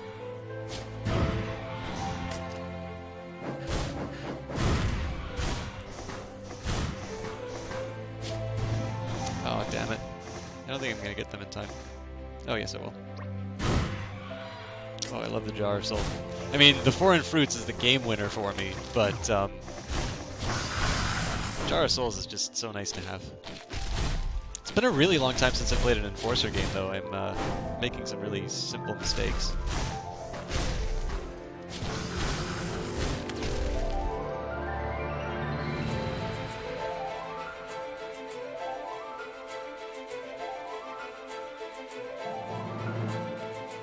Thinking maybe I should highlight that win, just so I can prove I did actually get a win on the Mac version of the game.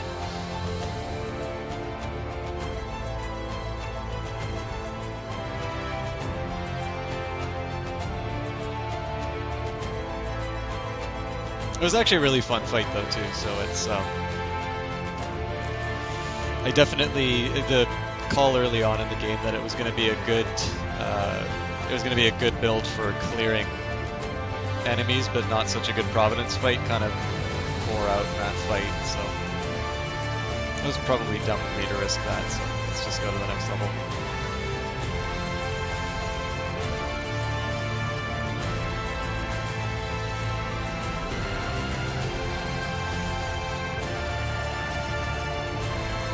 Actually, I should say too, I should probably give some credit here. So this music is Two Steps from Hell, but that title music that you liked is, the composer for this is Chris Christodoulou. He does have a Bandcamp for this soundtrack, and I believe you can actually hear it, if not all of it, most of it for free on his SoundCloud page. But it's definitely a very well done soundtrack to this game. I somewhat regret that I'm not able to play it during the stream.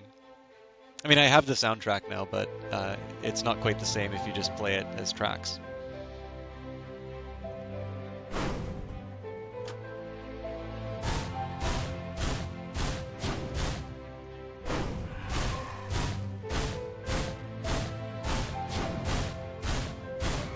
What I wouldn't give for a soldier's syringe.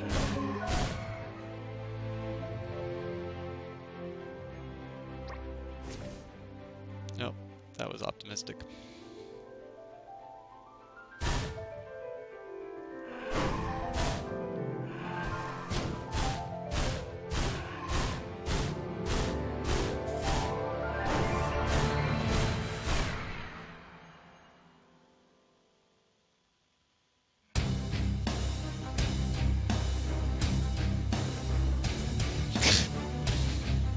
Well then.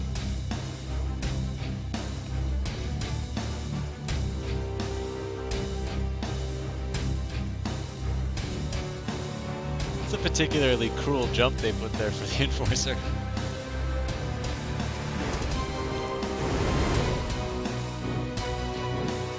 Mushroom's pretty good, but I have a feeling I'm not going to be standing still. Oh, I don't even have the money for it.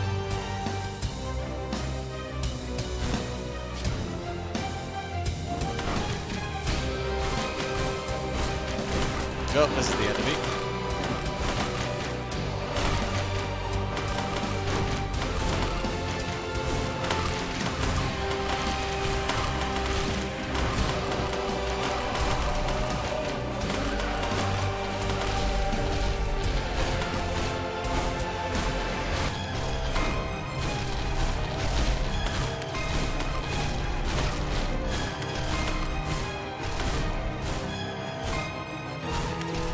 Perhaps I was overreacting to that a little bit.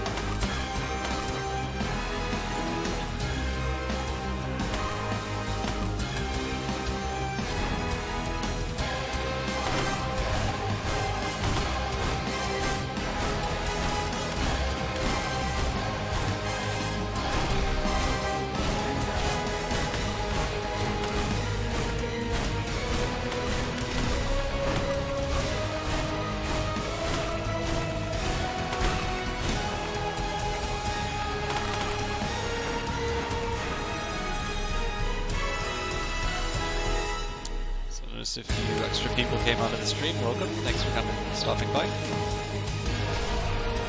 I was making a very vain attempt to try and unlock some of the heroes again, but it appears there's a pretty serious bug in the Mac version of the game that prevents you from... Basically, you can't access the score, and it crashes the game before it saves your progress.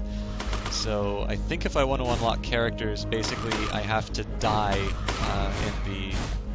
on the attempt, and then I'm not entirely sure how I unlock the mercenary, because it's obviously not going to record my victory if the game's crashing out like that.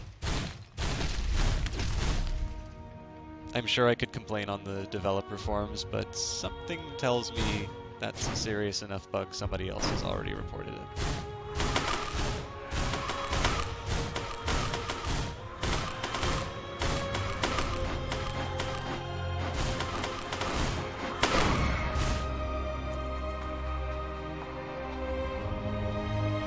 Probably stand to be a little bit more careful on this guy.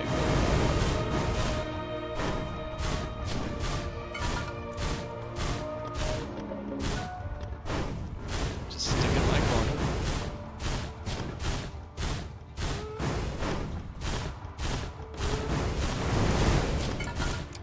Well, that sucks.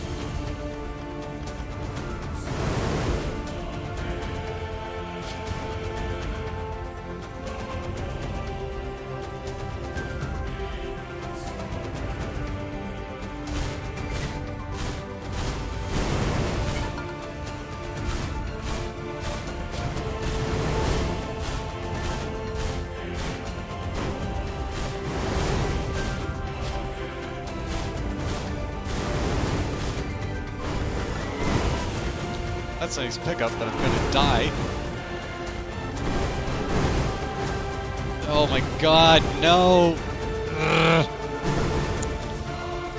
I mistook the shield and the smack. All right, you know what? I'll just do another Enforcer game. That was a warm-up.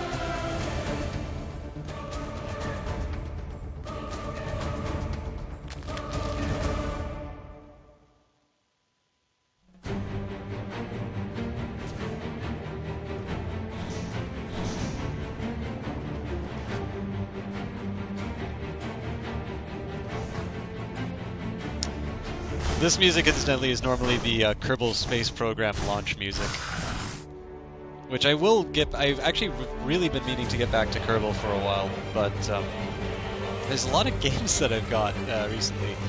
I just finished BioShock for the first time. I thought that was a really interesting game.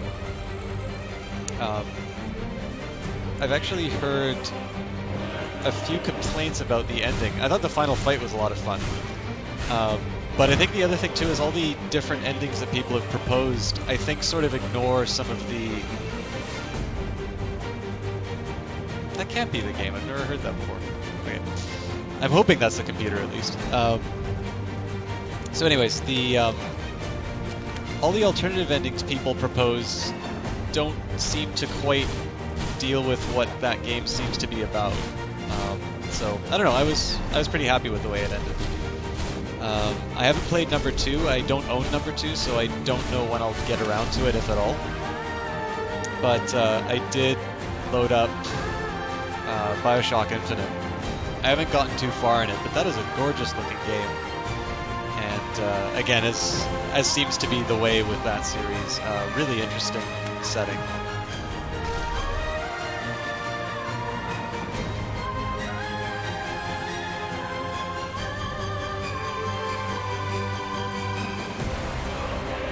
Oh, good. It's always nice, like, I'll admit, the reason I bought BioShock... Okay, so I didn't buy BioShock Infinite. My brother gave me BioShock Infinite, but the reason I bought the DLC for it, sight unseen, was when I asked my prof for a recommendation letter, I noticed that there was mention that he played video games. So obviously, you know, any tenure track econ prof who plays video game, I want to know more about this, right? So I had to ask him, you know, what he played. And I think at the time he said he recently enjoyed Far Cry 3, but and then he really, really loved The Last of Us, which I haven't touched, and I know I'm supposed to. I know I'm supposed to, but I don't actually have a means of playing that game yet. But he talked about BioShock Infinite and how much he loved the DLC for it. So I'm like, well, if the guy who's writing my referee letter is a fan, then who am I not to play this wonderful series? Yeah, he was actually the first prof I had at the school. I'm at UBC. So he's the first prof that I had on for econ. It was a course on cost-benefit analysis. So basically, how an economist would evaluate policy. So it's it's one of those. I think it's potentially one of those topics that people. Oh, come on! Am I going to die again? It's one of those topics that people kind of associate with boring economics. So it's particularly amusing that that happens to be the prof who is the one who turns out to be a gamer. I actually think he taught it exceptionally well as well. He was somebody who used a lot of real-world examples. He's worked in government before, and he actually brought in some cost-benefit analysis that others had done. So, and I mean, not all of it was necessarily academic economists. Like the Center for Policy Alternatives, I know is quite popular amongst my friends because they're generally, for lack of a better term, progressive in their politics. But that doesn't necessarily mean that the economics that comes out of it is always sound. Of course, with that in mind, the Fraser Institute, just because it's right-wing, doesn't mean that everything that comes out of that is economically sound either. But it's nice to be able to engage with a report that somebody else has written in a meaningful way and in that academic environment where you're encouraged to sort of think about it critically. And I happen to think the one that he chose was actually I thought it was well selected. It was pretty reasonable in its claims.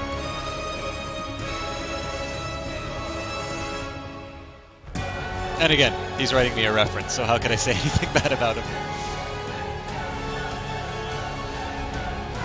Not really related to Risk of Rain, but at this point I'm just trying to not die like an idiot.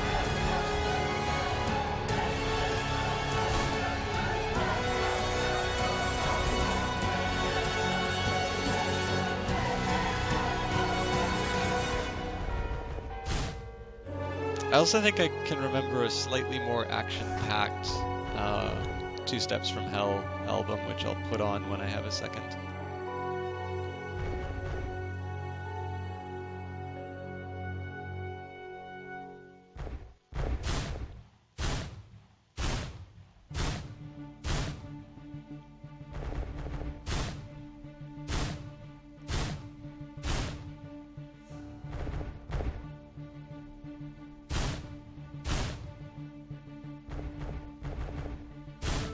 This is probably the most extended Wandering Vagrant fight I've ever had.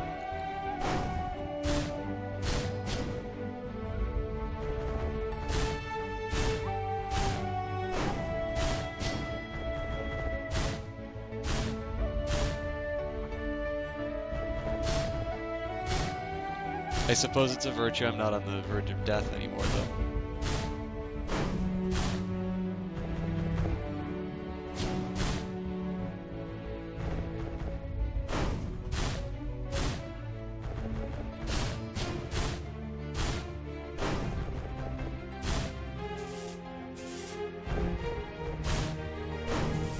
Why did I try to go mad mode? Oh my god! Ugh! I did the same mistake with a shield again. Okay, you know what? I will do one more, but I'm definitely not doing...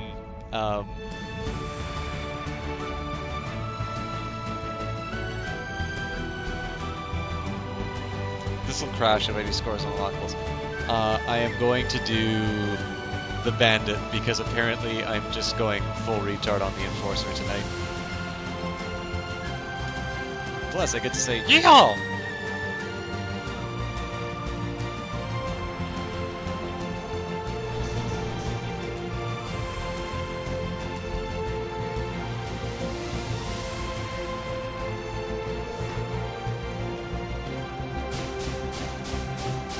Oh right, I promised the more action-packed stuff. Let me just see.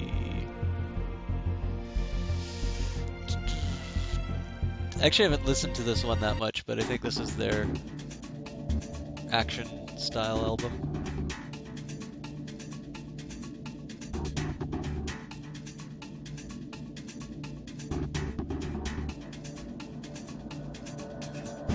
Now I can't get back to the game. Oh, there we go. Ah, sorry, one more second, I gotta get Twitch back.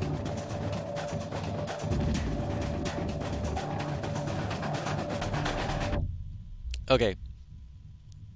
Everything is as it should be. I've never seen this thing before.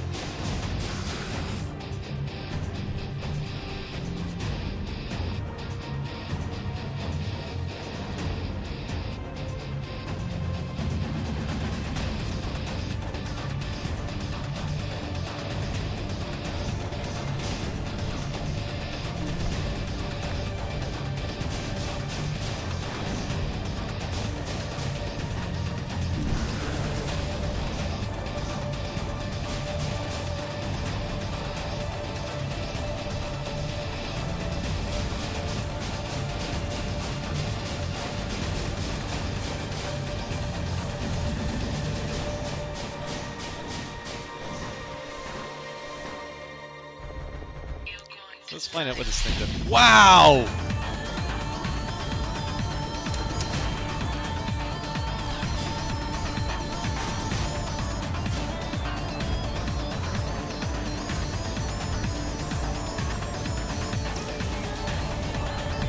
Okay, so I like that item.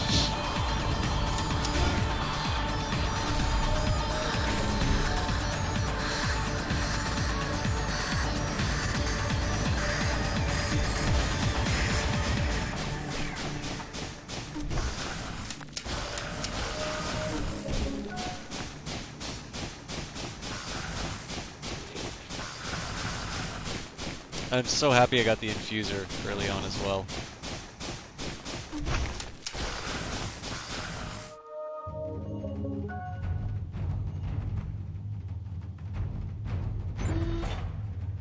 Yeah, I'm not giving up the, whatever the hell that thing's called.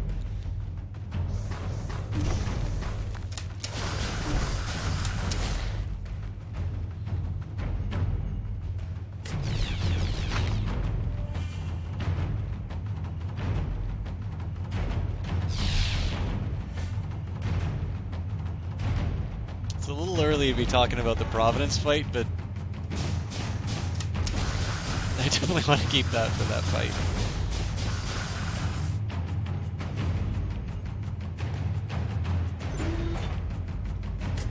We've achieved quarter goat.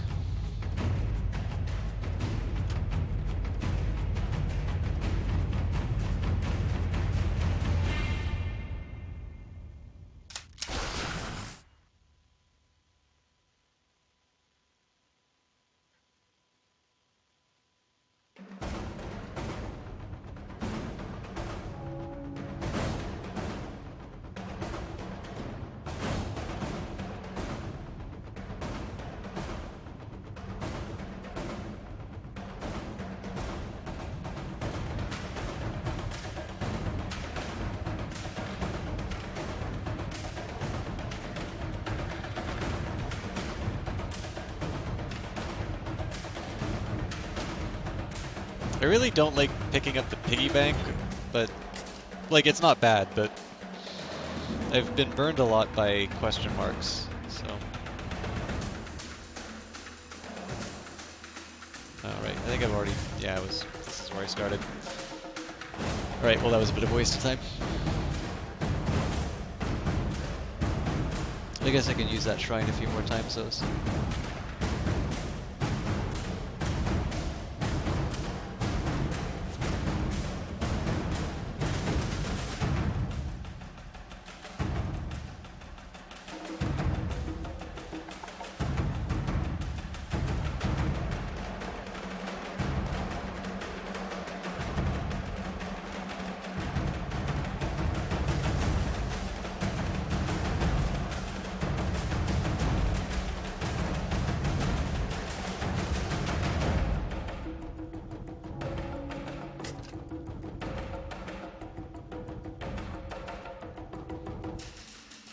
I remember the first time I played this game with a friend.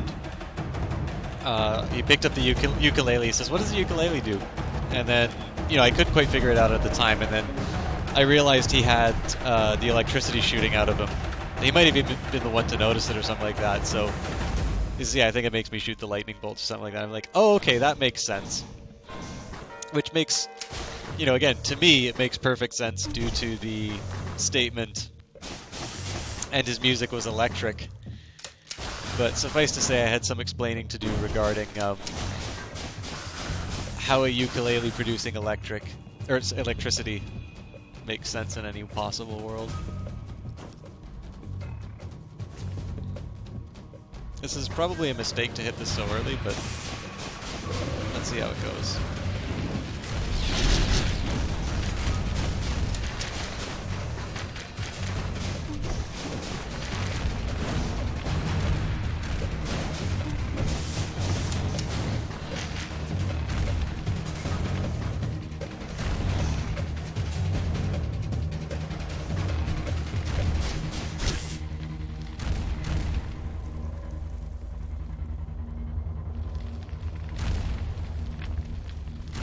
I keep forgetting I do not have a role like the Commando.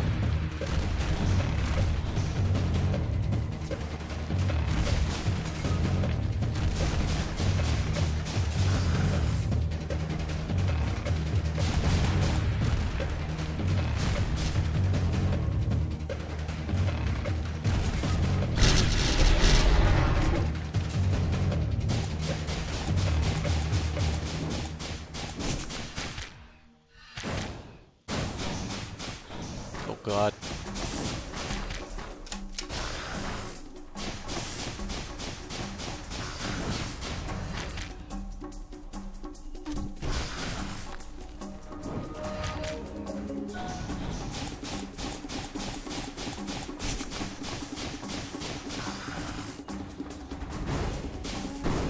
These things are nightmare fuel.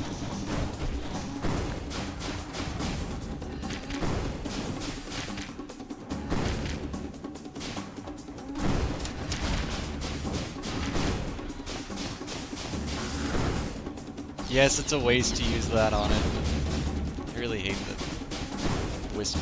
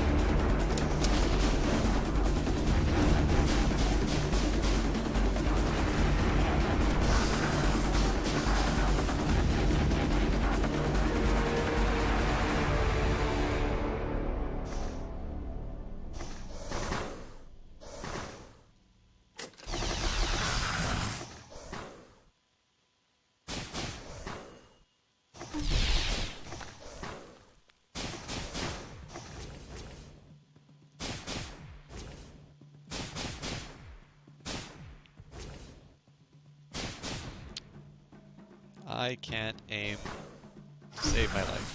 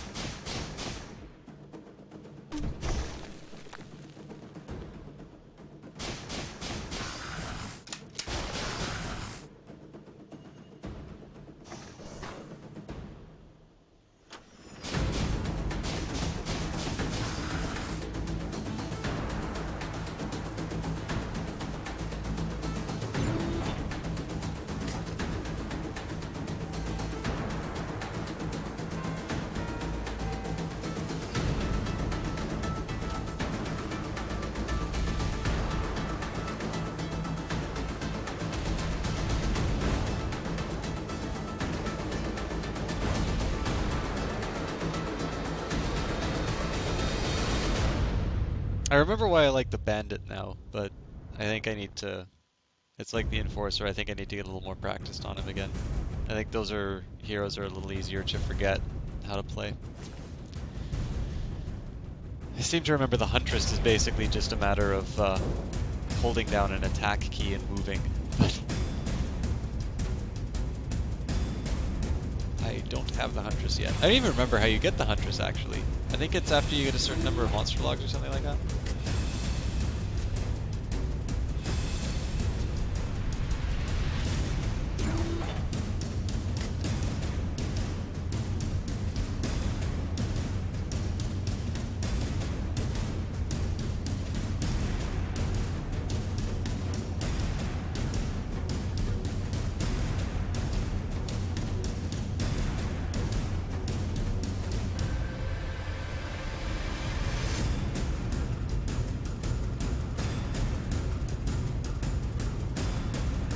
I'm sure this music would be much more exciting if I was actually fighting something.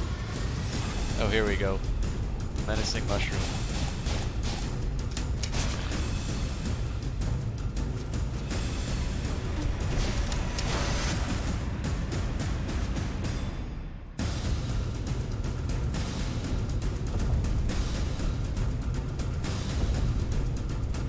Okay, so this is a really wonderful level and really a horrible level.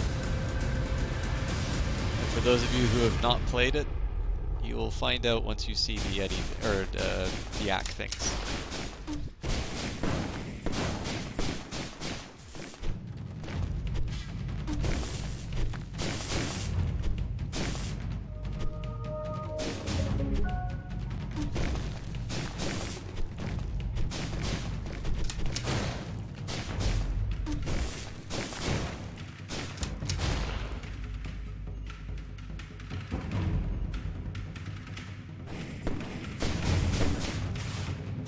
I think I'm quite strong enough to just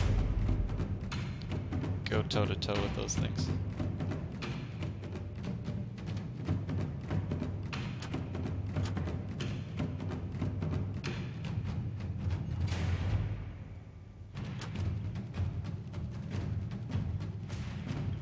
You know, there's never been a game of Risk of Rain that I've ever played where I say, thank God I got the gold bomb.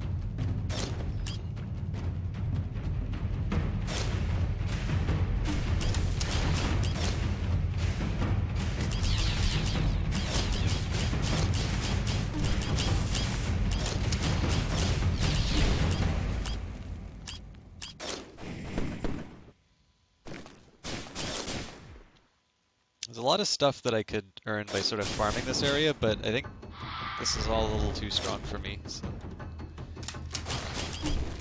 it does raise some concerns about how I'm going to get some items, but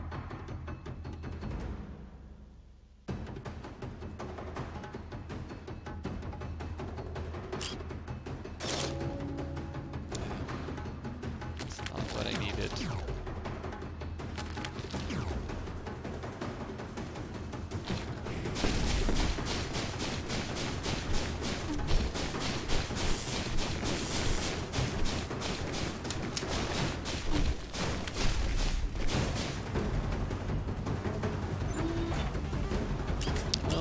At least get me through a few more hits.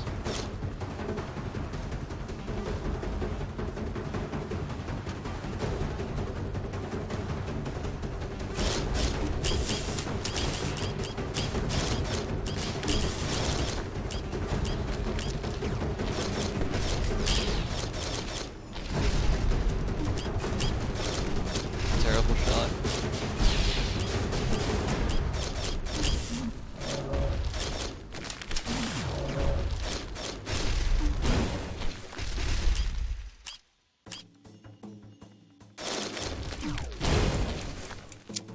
Okay, I think that's my cue to leave.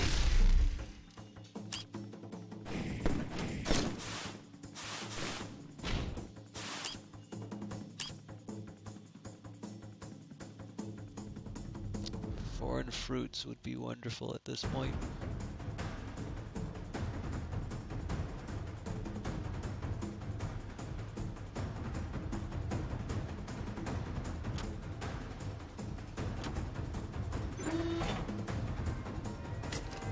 Half goat.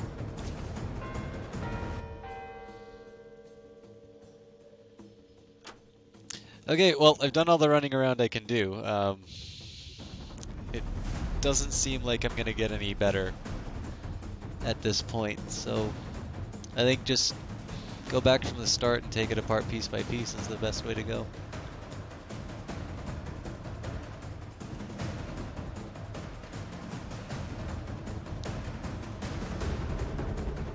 Okay, well, at least I get one more shrine, but I don't think that's gonna give me anything.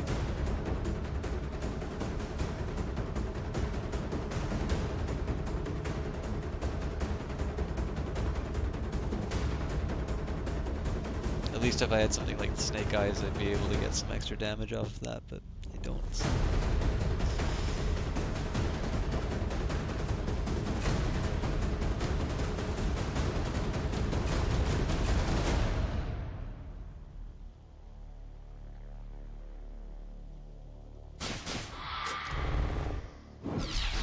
Oh god! I should have thought about that before I fired it.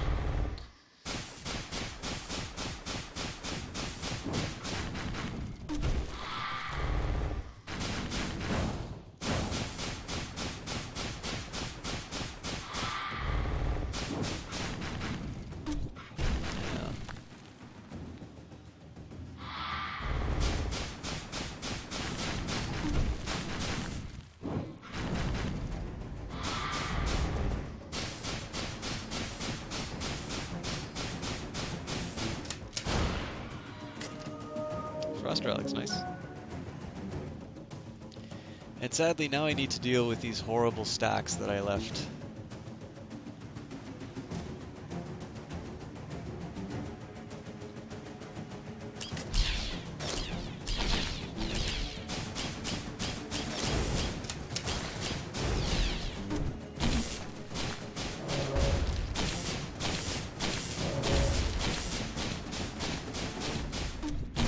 It's not the bravest thing I can actually hear, so let's take it down. Also, something that damages me more. Okay, I'm gonna stop using shrines, that's just frustrating.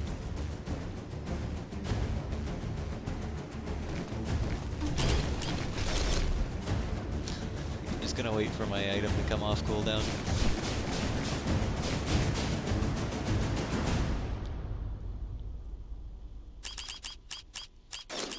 Well, this isn't a bad use of time.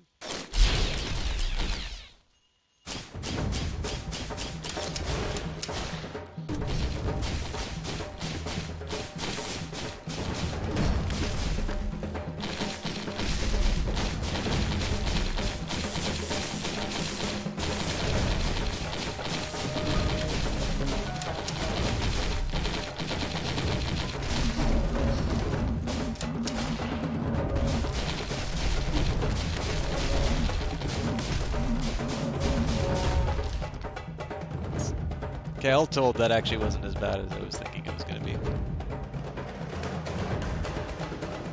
It's not very elegant to watch. I look like a complete idiot doing it, but...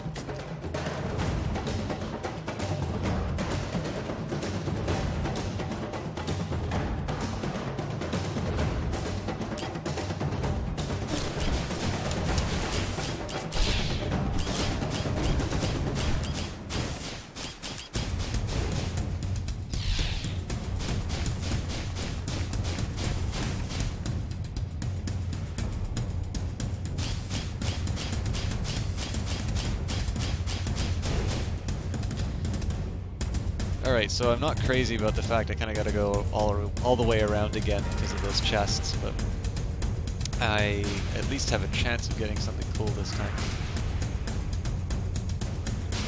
Maybe no shrines, though.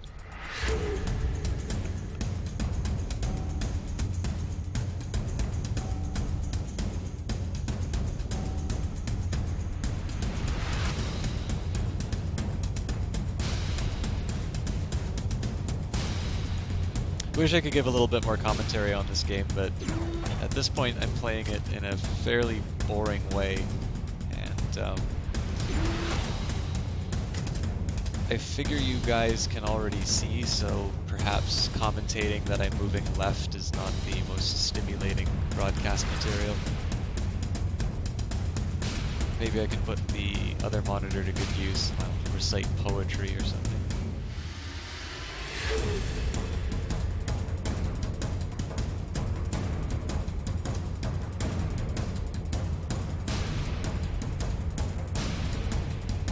Alright, what horrible level am I going to go on next? Hive Cluster? Second one isn't that terrible. Just as long as I don't get swarmed by the bats.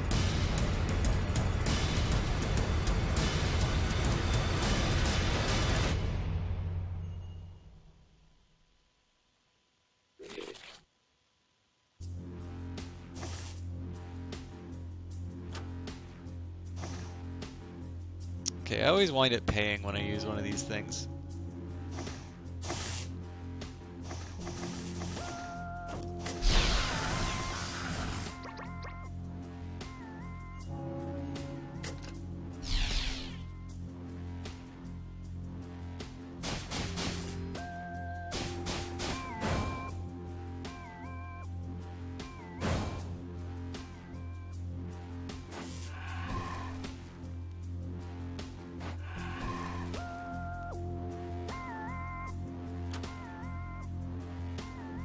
This game is obsessed with giving me that item. Okay, now I'm genuinely confused. I'm not sure where the exit is now. Oh god. If I walk right by that, I'm gonna...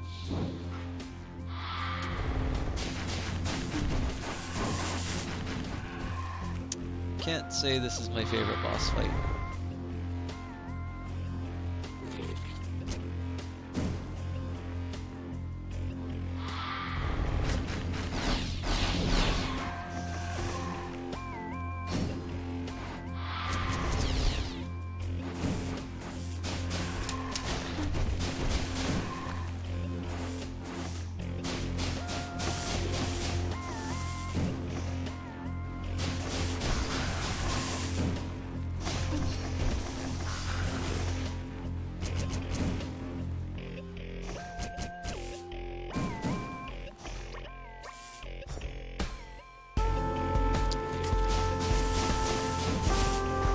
Pretty crap for items, to be honest.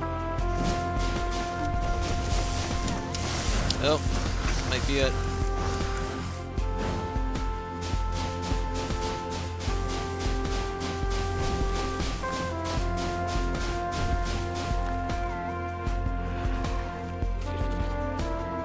I maybe should have used that time for my little mushroom healing, but...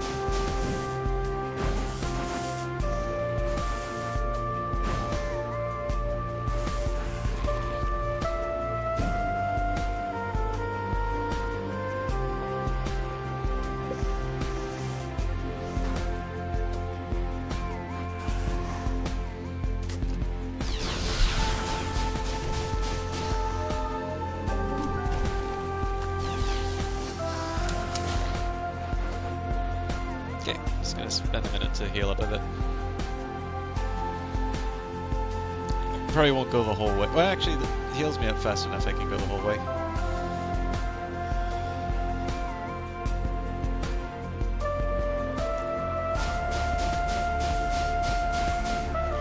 In a perfect world, I'd probably clear out the bottom level first, but let's face it, I'm probably not going to make my jump somewhere, so I'm going to wind up down there anyway.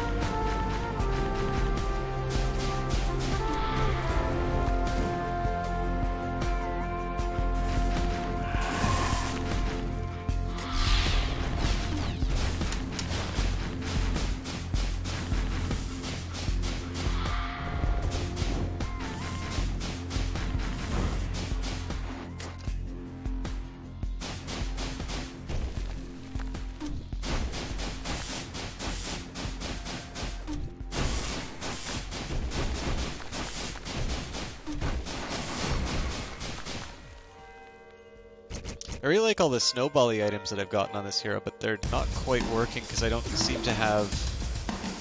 I don't quite have the killing power that I'd like at this point.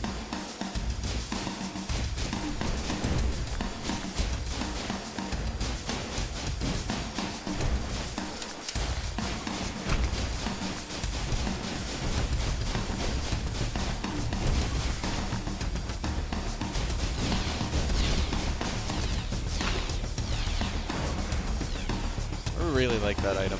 I don't know if it's foreign fruits replacement worthy, but it's definitely high up there now.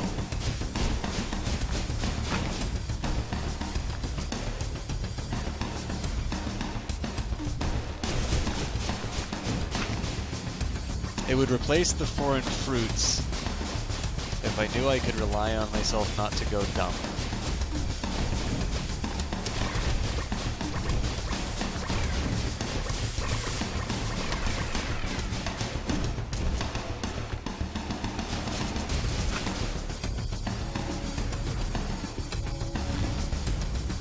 Awful items.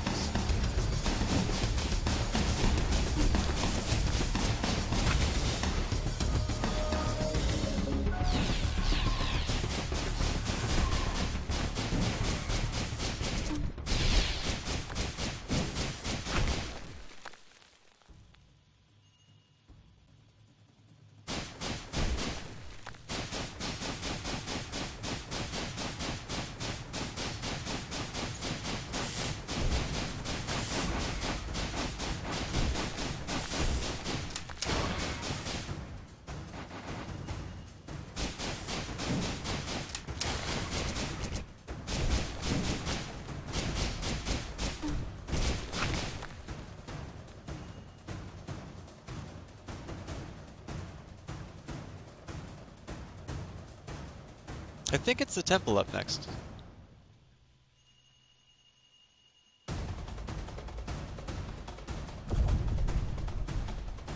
Yeah. I'll be honest, I don't really think I'm at a point where I can quite take the last level, although I don't necessarily want to go any further on these. Like, I don't really want to tempt fate in terms of just doing any more other like repeat levels. Like if I do the fungal caverns again, I'm probably gonna just shoot myself.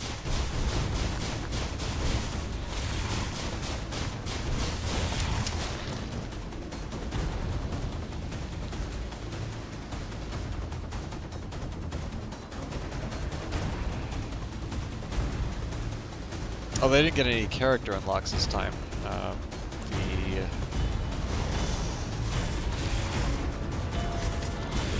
Well, that would have been nicer to get at the beginning.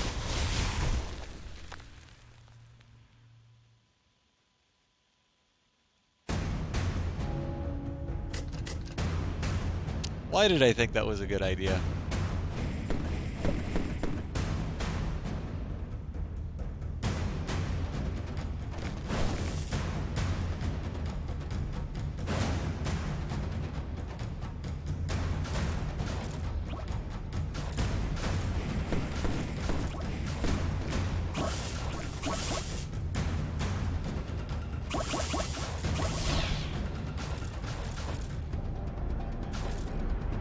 I think I just led them away from the, I still wish I knew what those things were called. They even said it in the game too, it's something ridiculous.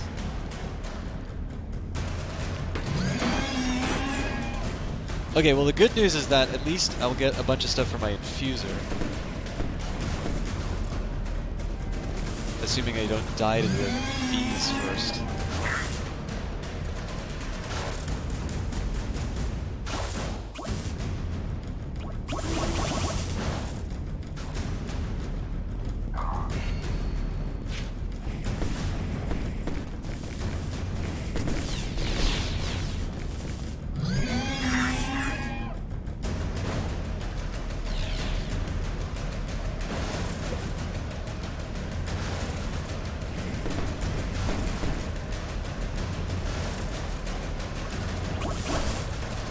I think I'm making it out of this. Yep, alright.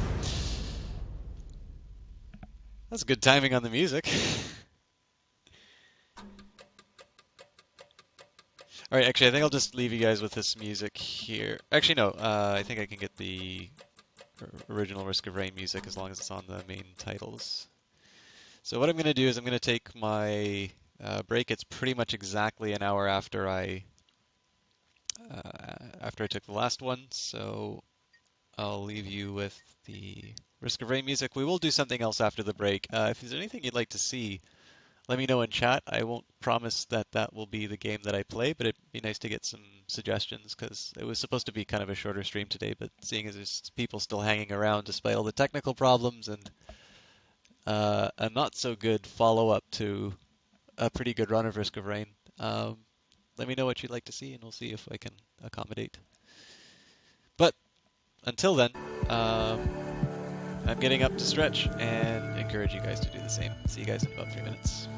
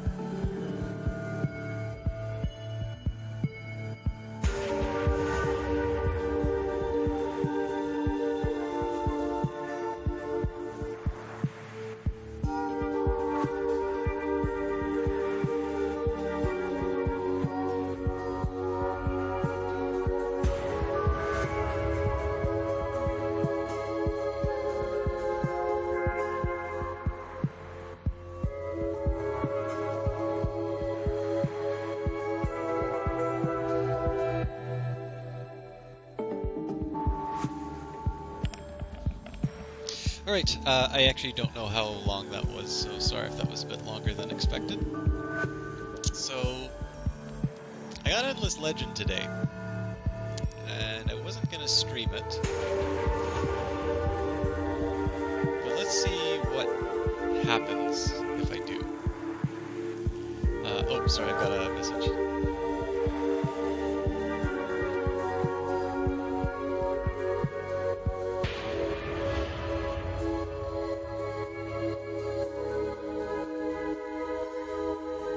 Sorry, I just had a message I needed to deal with. So yeah, I think what I'm going to do is I'm going to try some Endless Legend. I'm brand new to that game, so there's probably going to be a lot of stumbling that happens. And it is a 4X style strategy game, so I probably won't be able to do a complete game, but it looks pretty interesting. And I know the original idea of the stream was to do Kerbal Space Program while I was learning it. And seeing as I've already done Endless Space and Dungeon of the Endless, the other two Amplitude titles, this could be interesting. So Let me just queue it up in the streaming program. Oh my. Looks like it's taking both my monitors. Let me fix that. It's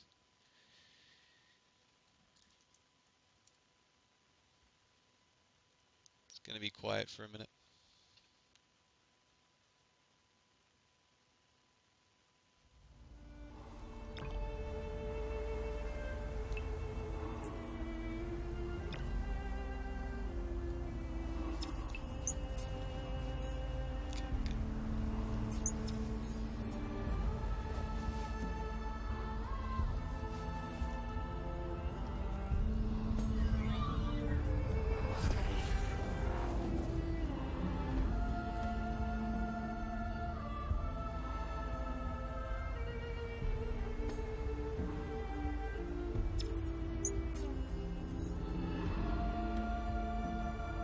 There it is in all its glory. So I have played through the tutorial, and as you can see I do have a saved game, but it's actually only 2 turns in, so...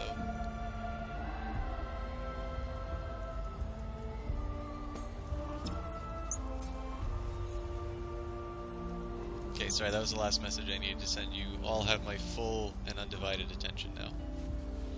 Although my window is slightly off. Let me see if I can fix that. You know what, I don't think it'll matter. So let's just start into a new game. So, I don't actually know that much about the factions, so I hope you guys are interested in this game just because it'll give me a chance to go over the different empires and see what they do. I know, based on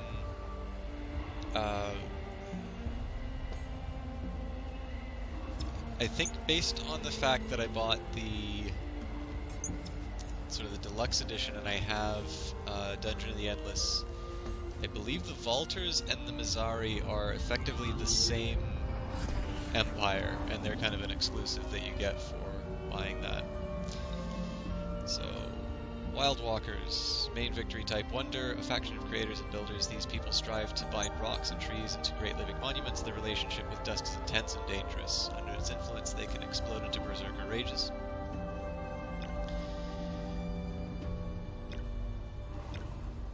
I don't know enough about the stats in this game to be able to make any good judgments about their unit types, but let's see what their traits give. They detect armies within your borders. They do something that is obscured by the window.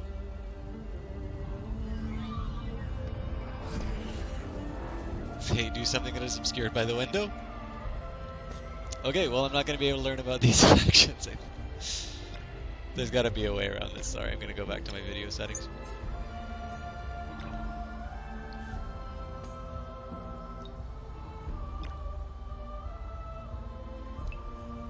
That's a little inconvenient, but should be able to fix that. Okay, good. Now we can both see.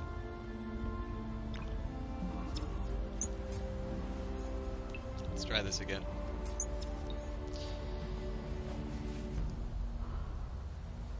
Okay, 25% defense if you're in a forest. Wild Walker's main quest on Empire. The forest has long been your home, but as wild spirits threaten to drown you, you believe that the future lies elsewhere in great living towers you can build to reach the heaven. Okay, so I'm assuming that's the Wonder Victory they're talking about. They start with a sewer system, which is pretty good. It's extra approval and influence, which would mean I'm able to take over sort of city-states faster. Living Town gets +1 industry on terrain with forests during the summer season. I'm not crazy about these seasonal ones, to be completely honest. It'd be nice to have a more consistent production bonus. These are units, and seed storage is good. That's one that will give me more workers and improve the industry. So these are definitely a good candidate for a hero I'd like. The Broken Lords are definitely a good-looking class.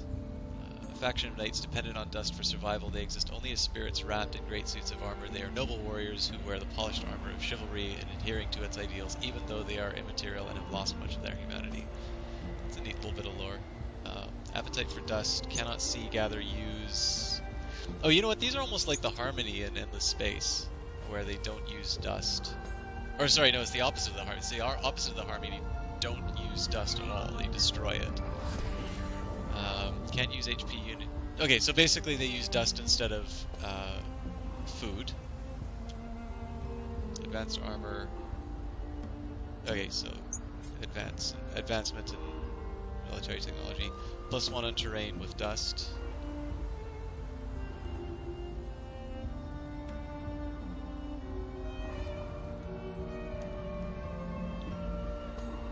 And then obviously, so these guys are entirely based around dust, and I don't know if expansion is supposed to translate to conquest or not, but I'm assuming that this is a fairly militaristic group. I'm not sold on these guys as a first round, so between these two I'd go Wild Walkers.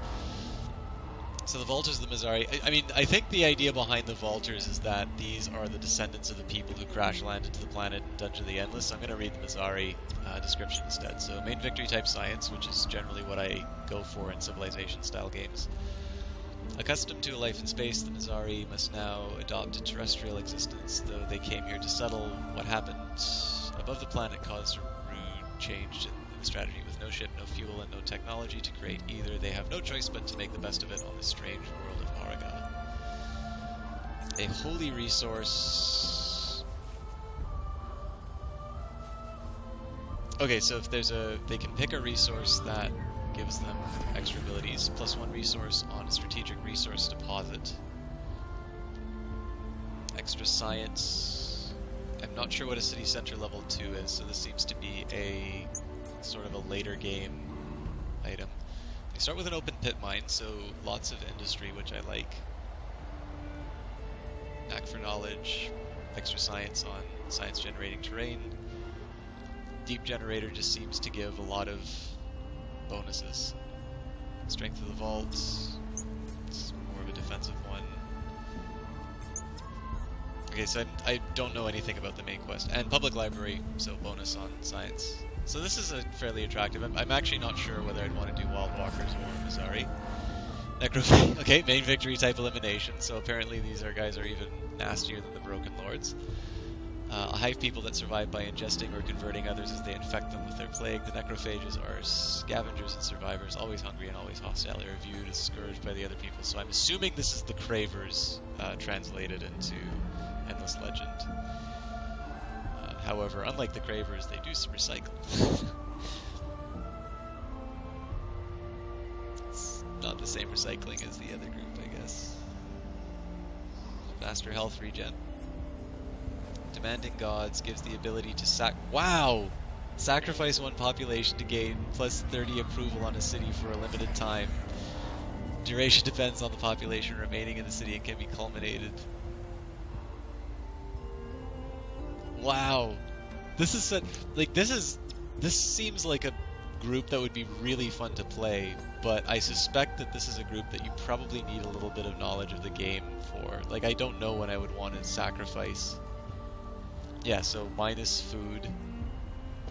Call the hero. Call the herd. Oh, there are many different ways to pay taxes. These guys are horrifying.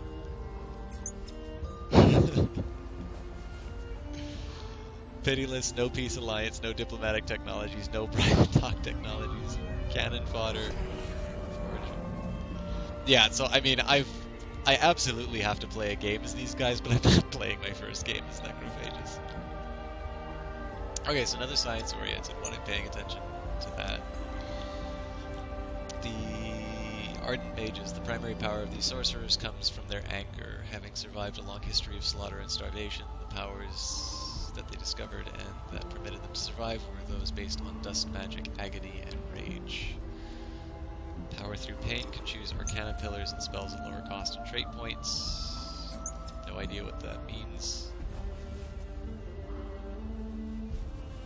So they're talking entirely about arcana, which has never been mentioned in the tutorial.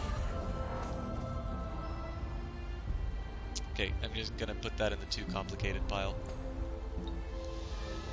The Roving Clans. I think this is actually the faction that I chose on my first one, so economy victory is one thing I like.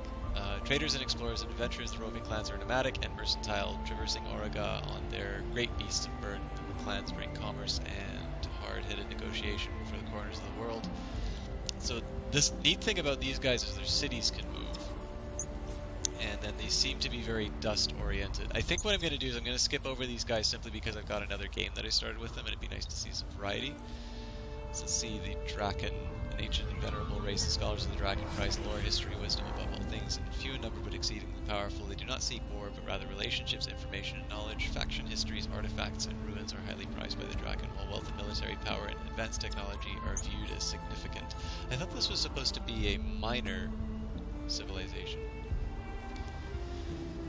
So they can they can force a truce peace or an alliance with it. I wonder how that goes with the necrophage. It'd be very weird. I mean, that would be a really powerful combo between two human players. So they get bonus science and influence from buildings. An Empire Mint, so extra dust.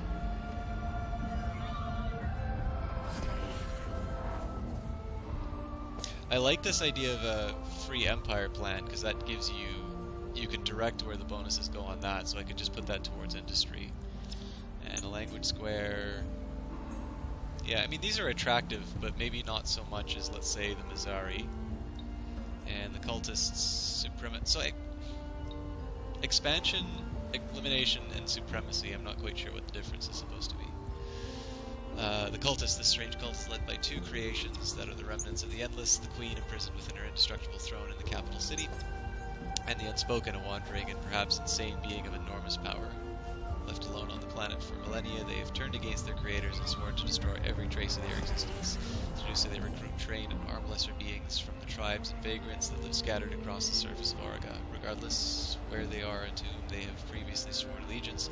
When a tribe turns to the cult, it does so until its death. Monolithic, fanatic, and ever-expanding, the cult of the Eternal End will spare no effort, or cost, or sacrifice to see that its will is done. So I'd be very interested to see a necrophage cultist dueling game. High Seat of the Queen, no settler production, 1 district level of 1 cap.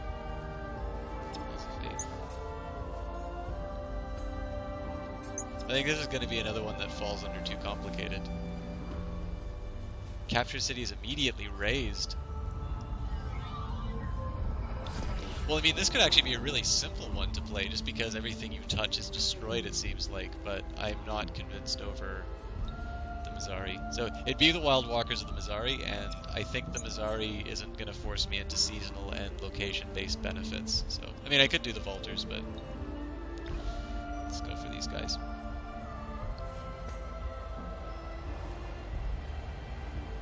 Just go for default settings. So I think there should be a starting video on this. Oh, I should be changing the game title.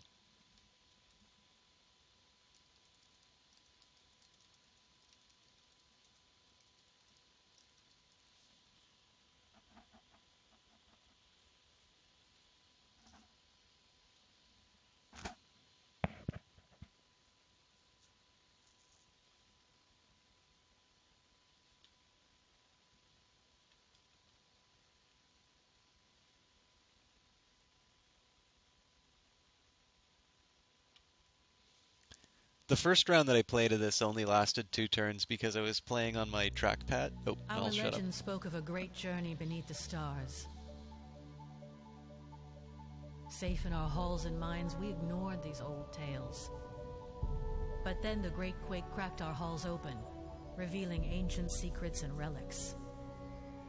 These unknown relics carried our patterns, our images, hints of a hidden past.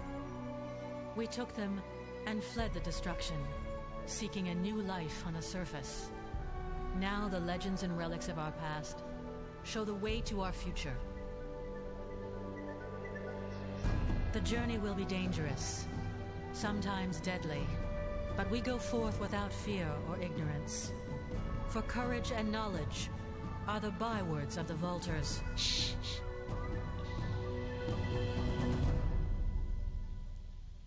The Vultures? I was playing the Mizari.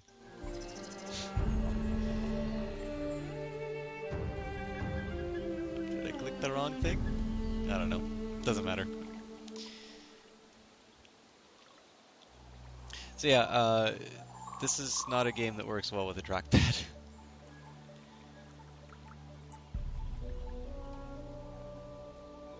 It's not the most attractive map when you have all the FIDs down, but clearly it's very helpful.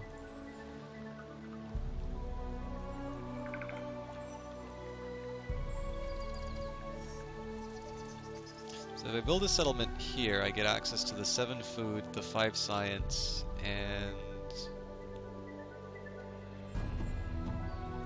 oh, that actually gives me access to 3 resources. So I do miss out on this area here for some extra science, but honestly I think this is the best building site. So the one thing I don't know is if it's like Civilization where you get a benefit from attacking from uphill, but I think that's just something I'll need to worry about in terms of setting up my defenses.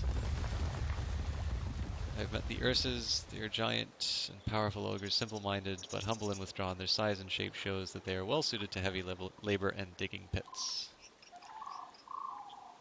So I get +5 building production cost reduction per pacified versus village on cities. Nice. Really like the art program for this, actually. I think they did a nice job of kind of capturing a fantasy setting with a lot of this. So I'll start by setting up a Founders Memorial. That's basically just to give me the extra resources, and the only other thing I can really buy right now is a public library. And clearly I'm going to want to invest into just some technologies to make me a little bit better off. So I think I'm just going to investigate that temple first, actually. It might have been an idea to try and find one of those villages and see if they could give me a quest to search that thing, but I kind of want to just get whatever... Okay, well I found nothing of interest, so... Too bad for me. I'll split these guys and start exploring.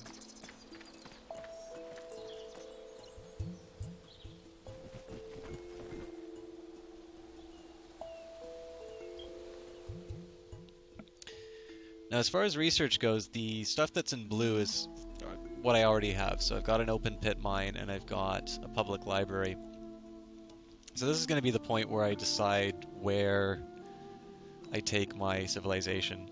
Now, the thing that kind of interests me about the Amplitude style games is that they do this really interesting relationship between population and industry. Now that this also exists in Civilization, but I think Amplitude does a little bit better job of sort of capturing this dynamic of, you know, if you have too many people and too few machines, you're not at peak production. If you have too many machines and nobody to work them, again, you're not at peak production. So, and in Endless Legend, they have a really interesting way that they handle population. So, my view right now, and I keep getting my ass kicked in Endless Space, so this could be the wrong strategy, but to build a lot of population first and then use that advantage to build the capital that'll make you a production powerhouse. So in this case, I'm going to get seed storage. That's going to improve my food on city. Now again, that's during the summer season. But 15% food on the city, which is going to be that resource that I'm working to begin with. I have to pay 1 dust for it, but that's not the end of the world.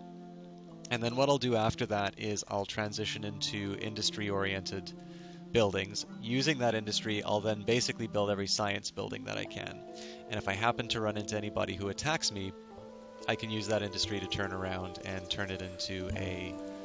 you basically make an army and defend myself. So we'll see if it pays off. It could also blow up in my face. That's it for the first turn. So.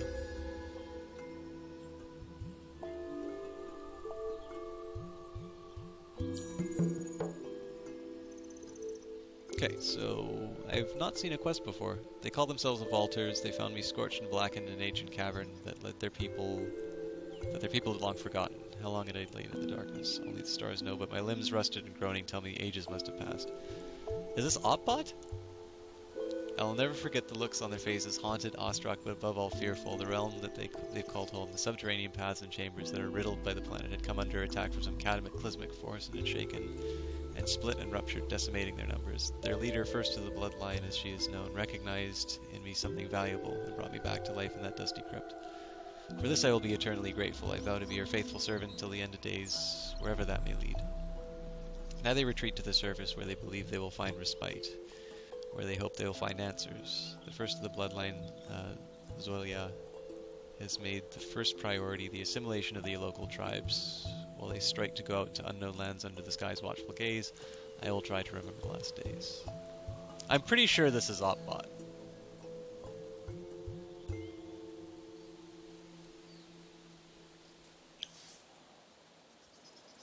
So now I need to find these ogres.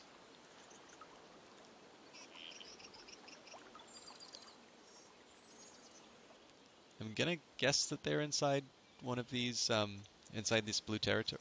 Or no, blue territory is mine, so. I think I will just continue to explore as I normally do.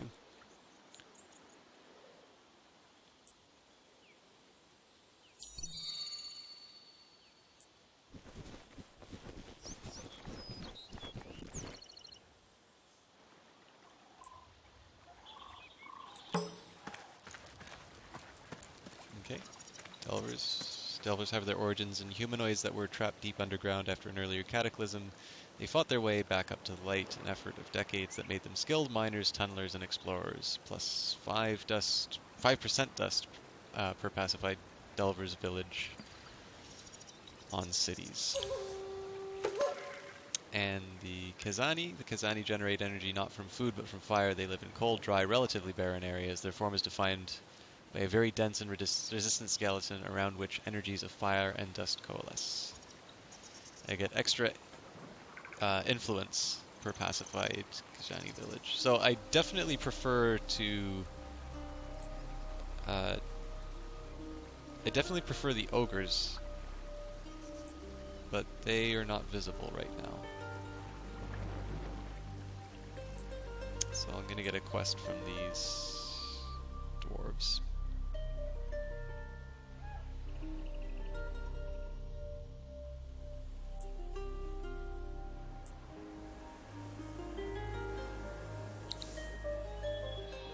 Okay, I've got, oh yes, I need to assign population. So that'll be 2 turns for an extra population no matter what I do. So I'm going to assign at least 1 population towards industry, and that's just going to make the Founders Memorial and the public library build faster. I can also build a wine extractor, it looks like. So where is the wine? Oh, right on the border. I wonder what the first war is going to be about. It's a really good looking game.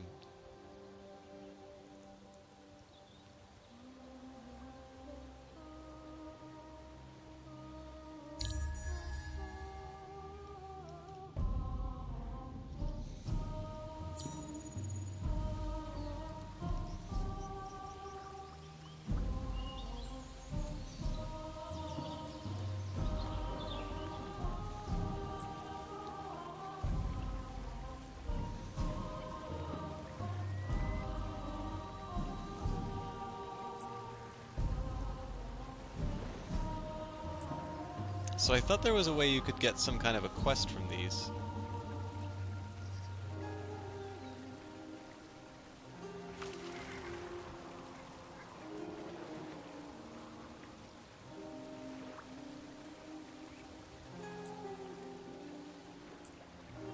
Apparently I was mistaken. Silex are slow-moving elementals, heavily affected by dust. The Silex guard the great underground farms where crystal is grown and nurtured. Promising ones are blessed with intelligence and life. Plus 0.5 resource per pacified Silex village on strategic resource deposit. Again, I'm a little bit more inclined towards going towards production.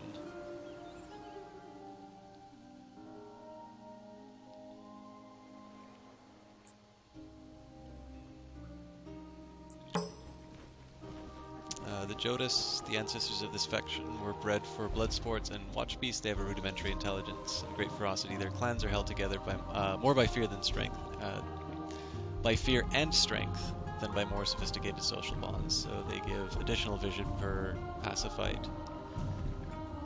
That'd be helpful for exploring, but not so much. I'm not sure that's the best thing I could go for.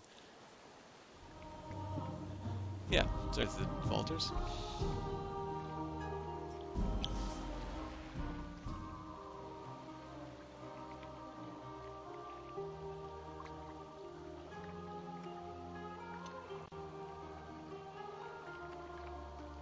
So this is a nice little thing. I know a common complaint about the Civilization games are their diplomacy options. It's really neat that you can spend influence to do a compliment which will lower the cost. Basically, in this case, you can influence the... It looks like you can influence the decisions that somebody else will make. So if you're constantly complimenting somebody, it's going to make it more expensive for them to actually declare war on you. Likewise, warning will make it cheaper. So as opposed to something like Civilization, where it seems like, you know, you can make somebody mad, but that's about it. This seems to have a little bit more mechanically behind it. This is a neat idea. I obviously don't have anything that I can really do for negotiations, but oh, I thought that was gonna. Can I bring that menu back? Yes. Spin that.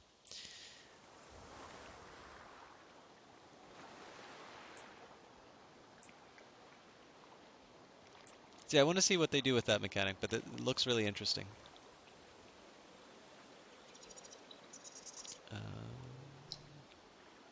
Nothing else to build right now. I should be building a burrow soon, I think. But I need to think about where I want to put it. Expanding westward would probably mean wrecking one of these areas. I think southward might be better because then I can capture that.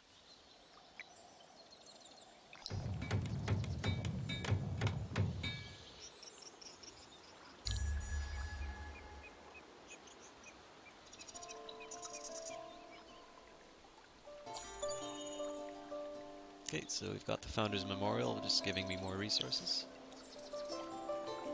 Okay, so it's 5 turns to make a brand new population, and 6 if I get rid of him, so... and 3 turns for a public library if I have 2 working on it. 4, so it's a 1 turn difference on both of these things.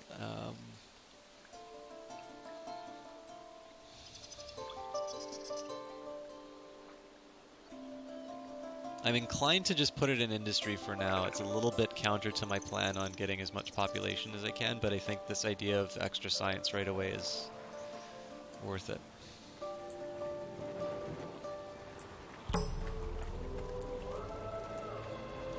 Join us, the world and the universe await the flowering of our purpose.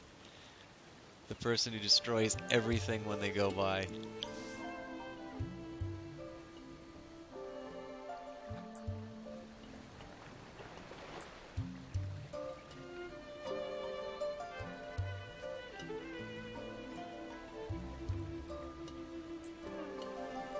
So it seems like I don't have any ability to negotiate with these villages. I'm a little confused by that.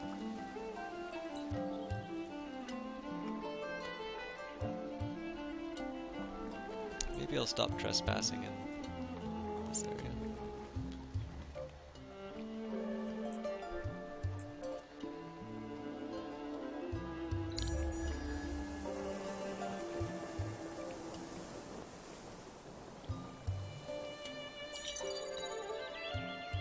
So we've got siege storage. So now my decision has to be where I want to focus next. I still think we're on track to do industry, and it seems that there's only one industry. I mean, I could potentially do military just simply because I am next to at least what seems to be one fairly aggressive civilization, but they're probably not going to start anything early on, and so having a strong economy, having high industry to build armies when something does happen seems to be a little bit more preferable than doing some research that maybe cripples my industry abilities later. So I'll do Mill Foundry and then figure it out from there.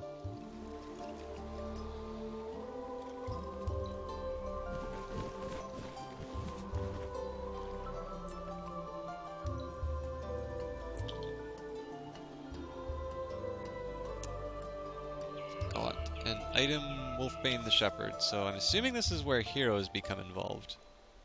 Oh, you know what? I should have assigned this guy. He's with the First Stone Legion.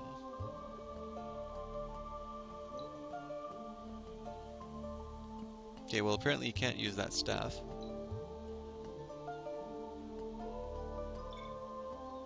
Let's get him in the city. Okay, so it seems like the... Wait a minute. So it says the faction, the Delvers. I'm assuming that means that's who I can open relationships with?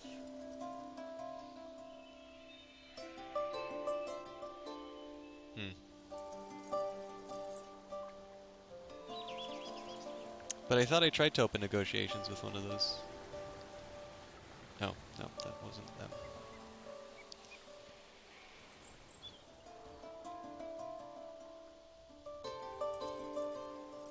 Okay, well, I think I'm just going to move eastward with this guy, and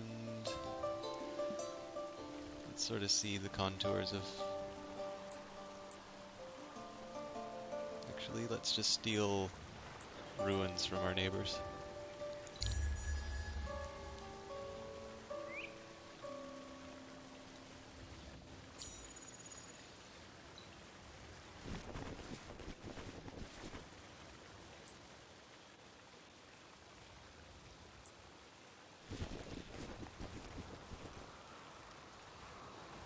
It's kind of neat I can just go into the other guy's territory.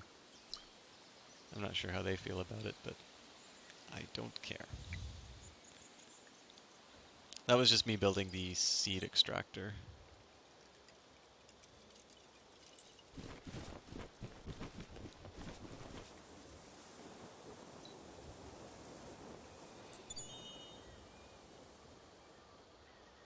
Okay, extra dust.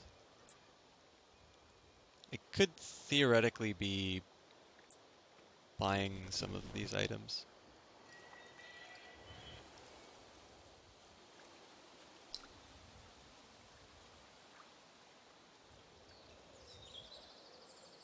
$137. Eh, I don't really think that's worth it actually.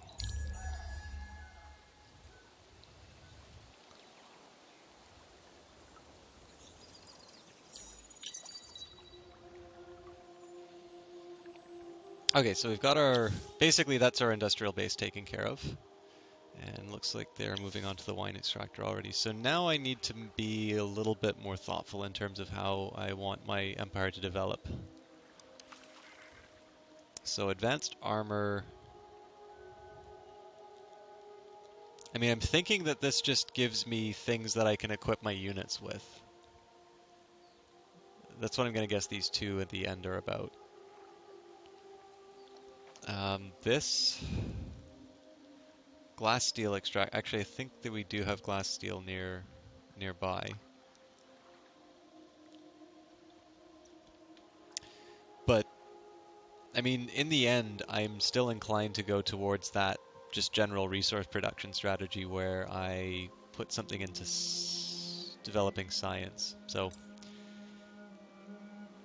it's definitely a very passive approach, but hopefully, oop, I didn't want to do that. I mean, hopefully it pays off. Nobody's been too aggressive so far.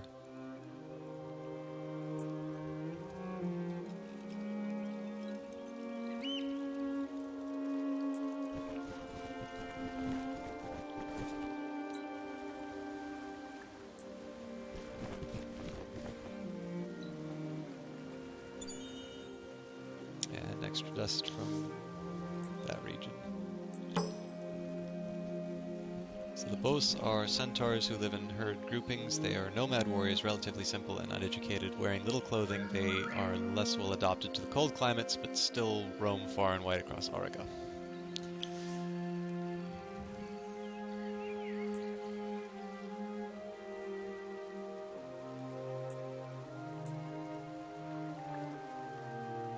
Is that a river? It's a very strange shape.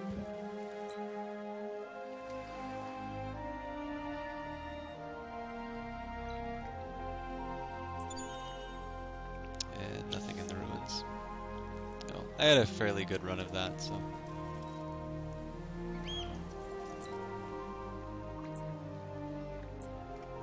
Go north again.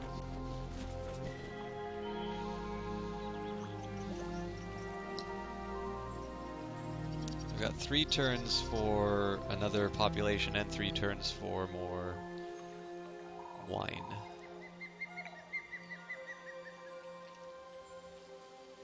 I think I'm definitely going to put more people into production because it seems like I'm researching faster than I...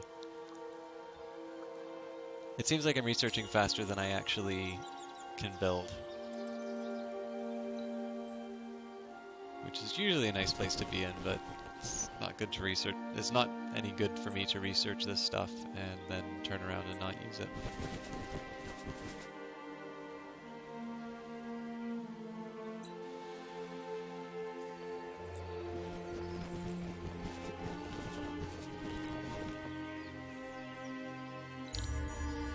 So it seems like this has taken a page from Age of Wonders as well, because I know they have this exploration mechanic where you'll go into these temples or, you know, just ruined sites and potentially you'll encounter combat.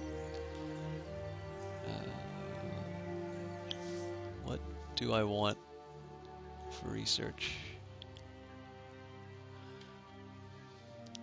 So that will give me diplomatic options. Better search, which I've been using a lot. Well, I mean, is this really useful if I've already searched all the ruins?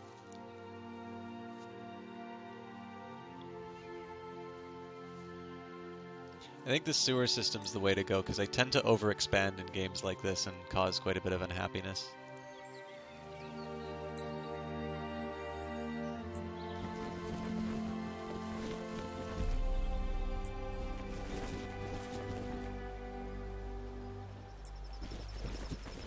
Still not the faction that I'm looking for. Okay,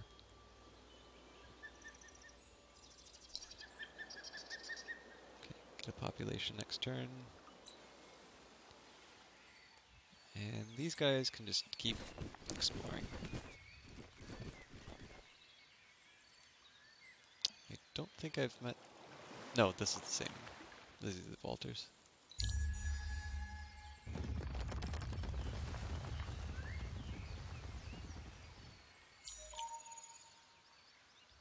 Okay, so I've got wine now.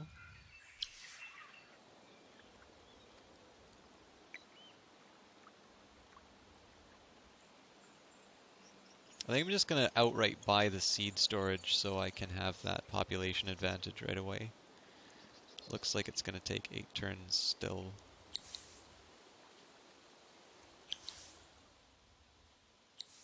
So I can level this guy up.